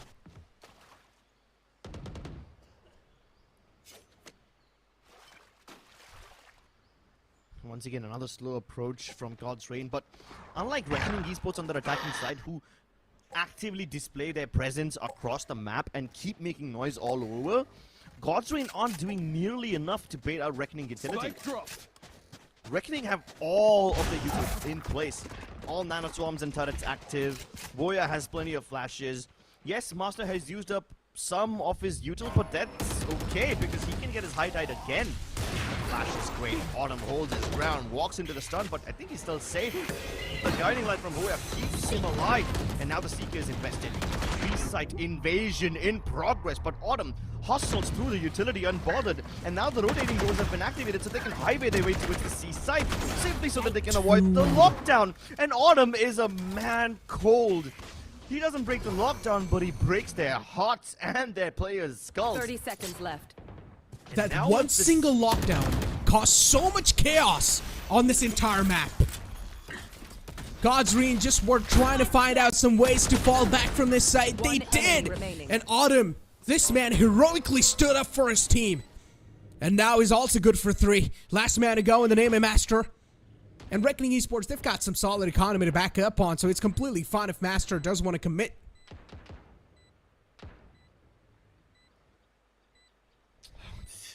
Such a comical round. Reckoning Esports seemed to be in the driving seat. They were in control. They had all the utility ready. When God's Reign tried to attack B, the lockdown was invested. And they thought, yeah, God's Reign are gonna fall back. But instead, they just took a left turn. Right there. Hit the doorway, went to its C. They didn't even plant over there. They just escaped the lockdown, got a couple kills. Autumn was like, screw it. If I die, I die. And then he just went on a rampage. They think they're the best until we prove them wrong. 11 to 9. Once again, 2 more rounds needed. to seal the deal on this map, and one more needed to get the map point secured, and also the match point. Right there. But Autumn, man, single-handedly was able to save his team. That lockdown just caused so much chaos on the B site. Godsreen was just trying to find some ways to get out of this site. And while doing so, Autumn got rewarded with 2 kills. Two beautiful kills which Reckoning would have never seen coming. No, slow creep up towards the A side this time. Alright then, God's Reign, break the door. Seeker's going towards B and they follow. Meanwhile, at the same time, the switch towards the A side is hit, so now God's Reign is starting to do what I expected him to do all this time. The orb! It results in death and destruction! Deadly finds the timing and even Hoya doubles up. Oh my lord. God's Reign, after such a beautiful performance in the previous round, fumbled the bag. This could have been the round that broke the camel's back. If Reckoning lost this round, their economy would have been in the trenches. But now Reckoning can fight back. At least Autumn still keeps the hope alive. He's deep inside enemy territory. And none of the Reckoning members are close to each other. There's no trading potential between them. So Autumn has the opportunity to pick up 1v1s. But Flappin catches him off guard. He looks away at the worst possible time, leaving it all in the capable hands of Hoax. And while he can be sharp and kill Master, he doesn't know where the remaining players are. He saw Flappin towards the other side, but he could have repositioned anywhere up until now. Hirsch still just positioned himself in that room.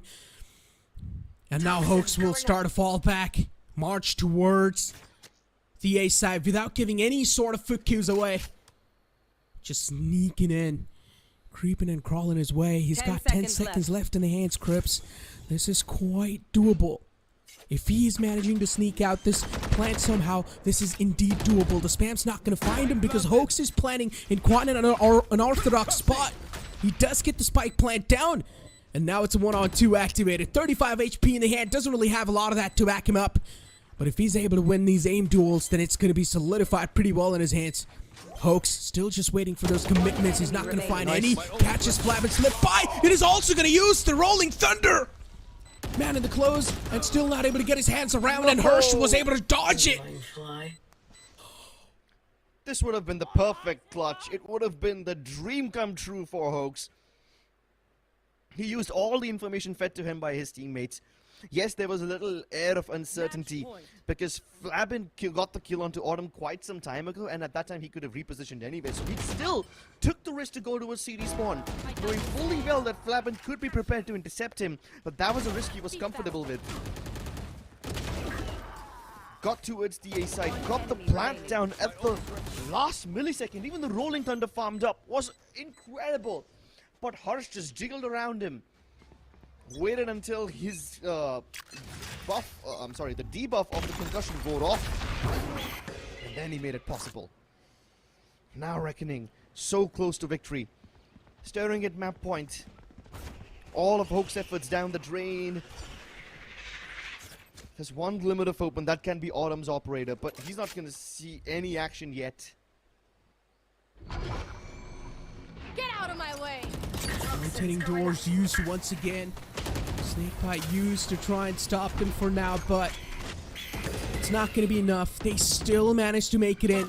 They're still having a clean stroll on that tree area. Trailblazer utilized to get a little bit more info. Now they know there's an operator available, so they're not going to peek out towards a lockdown invested by Godsreen. This will force out the players of Reckoning Esports all the way in the back and let the site control take away. Respecting the lockdown, that's what they're exactly going to do. They fall back, but unfortunately, Woya, he gets detained. Definitely not a good news, but Master catches one slip by. This is huge, Master. He's able to get a 2K, and then Deadly 10 surprises from the back, but that spray transfer was inhuman. And Wabor is now starting to close up the distance. He's the only man left alive. The only glimmer of hope in Reckoning Esports. They extinguish that, and they get this map win in the hand, and also the series win. Deadly 10. This guy definitely has a cape on his back. A heroic spray transfer from him gets Reckoning the dub. It was close and very heavily contested, but they all step up with massive margins in the end. Reckoning Esports are moving ahead.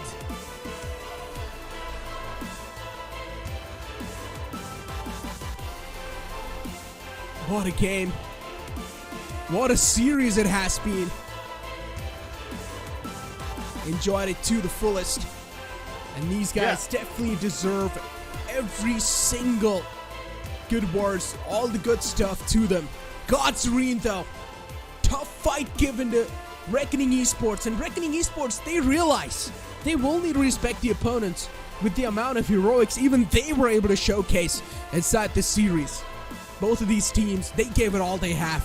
But at the end of the day, Reckoning Esports were just a step better.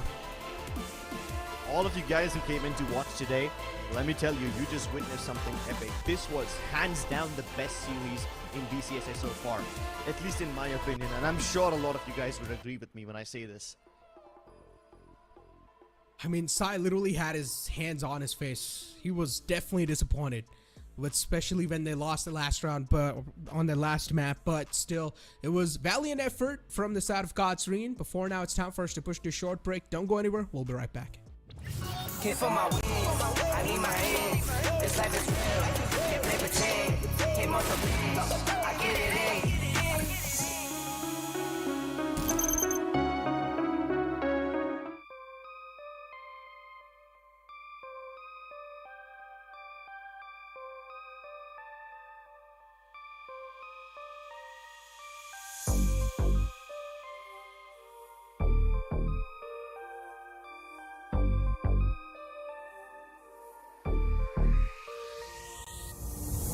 On track, now we gon' way up. W's as easy as a layup. Working late, stay up, stay up. Counting all the way up. Counting blessings, yeah, you know we pray up. Way up, pray up. On track, now we gon' way up. Way up. Now we gon' way up. Now we going. On track, now we gon' way up. Way up. Now we gon' way up. Now we going. Keep the same energy. Work on being better when I'm 70. Your drip is just a water spring. You know I drip different, this the 7 seas. I deal with life different, make that lemon squeeze. Went off for my style and identity. Better bounce back and get the cheddar cheese. I guess that's why they envy me. On track, now we gon' way up. W's as easy as a layup. Working late, stay up, stay up. Counting all the way up. Counting blessings, yeah, you know we pray up. Way up, pray up. On track, now we gon' way up. Way up.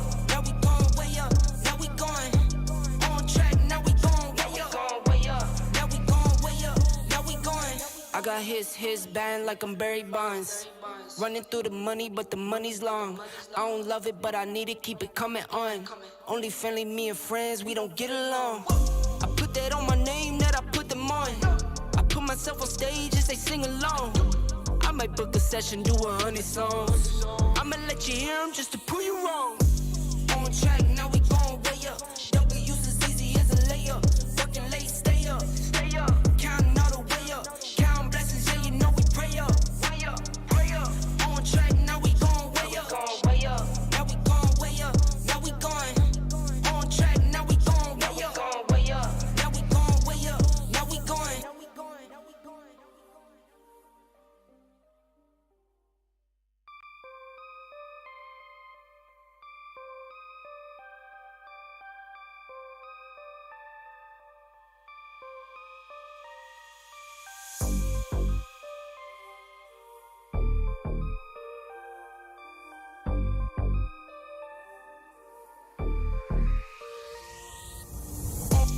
On track, now we gon' way up. W's as easy as a layup. Working late, stay up, stay up. Counting all the way up. Counting blessings, yeah, you know we pray up. Way up, pray up. On track, now we gon' way up. Way up. Now we gon' way up. Now we going. On track, now we gon' way up. Way up. Now we gon' way up. Now we going. Keep the same energy. Work on being better when I'm 70. Your drip is just a water spring. You know I drip different, this the 7 seas. I deal with life different, make that lemon squeeze. Went off for my style and identity. Better bounce back and get the cheddar cheese. I guess that's why they envy me. On track, now we gon' way up. W's as easy as a layup. Working late, stay up, stay up. Counting all the way up. Counting blessings, yeah, you know we pray up. Way up, pray up. On track, now we gon' way up. Way up. Now we gon' way up. Now we going. On track, now we gon' way up. Way up. Now we gon' way up. got his band like I'm Barry Bonds. Running through the money, but the money's long. I don't love it, but I need it, keep it coming on. Only friendly, me and friends, we don't get along. I put that on my name, that I put them on. I put myself on stage as they sing along. I might book a session, do 100 songs. I'ma let you hear them just to prove you wrong. On track, now we going way up. W's as easy as a layup. Working late, stay up. Counting all the way up. Counting blessings, yeah, you know we pray up. Pray up. On track, now we going way up. Now we going way up. Now we going.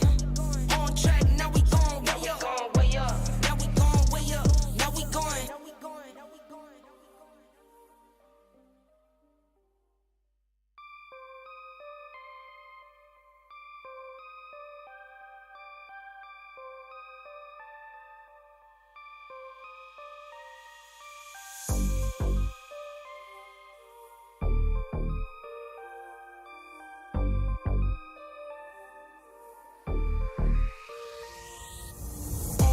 On track, now we going way up. W's as easy as a layup. Working late, stay up. Counting all the way up. Counting blessings, yeah, you know we pray up. Pray up. On track, now we going way up. Now we going way up. Now we going. On track, now we going way up. Now we going way up. Now we going.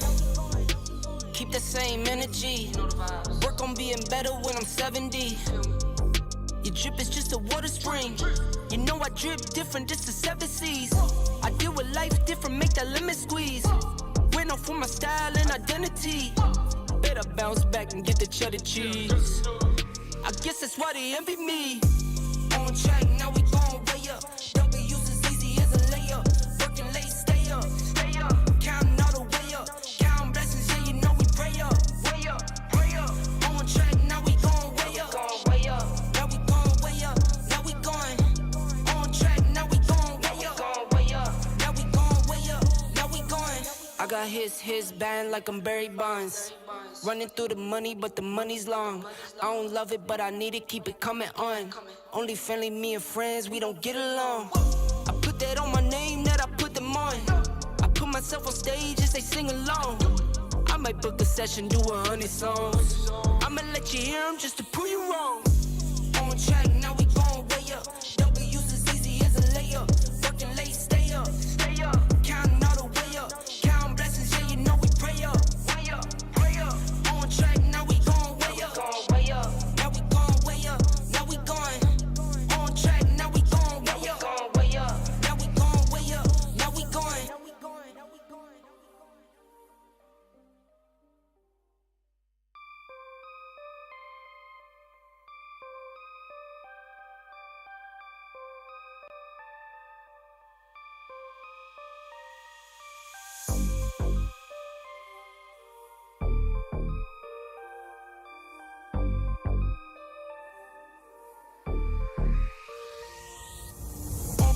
On track, now we going way up. W's as easy as a layup. Working late, stay up. Counting all the way up. Counting blessings, yeah, you know we pray up. Pray up. On track, now we going way up. Now we going way up. Now we going. On track, now we going way up. Now we going way up. Now we going. Keep the same energy. Work on being better when I'm 70. Your drip is just a water spring. You know I drip different, just the 7 C's.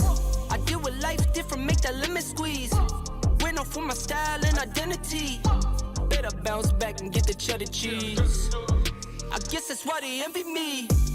On track, now we going way up. W's as easy as a layup. Working late, stay up. Counting all the way up. Counting blessings, yeah, you know we pray up. Pray up. On track, now we going way up. Now we going way up. Now we going.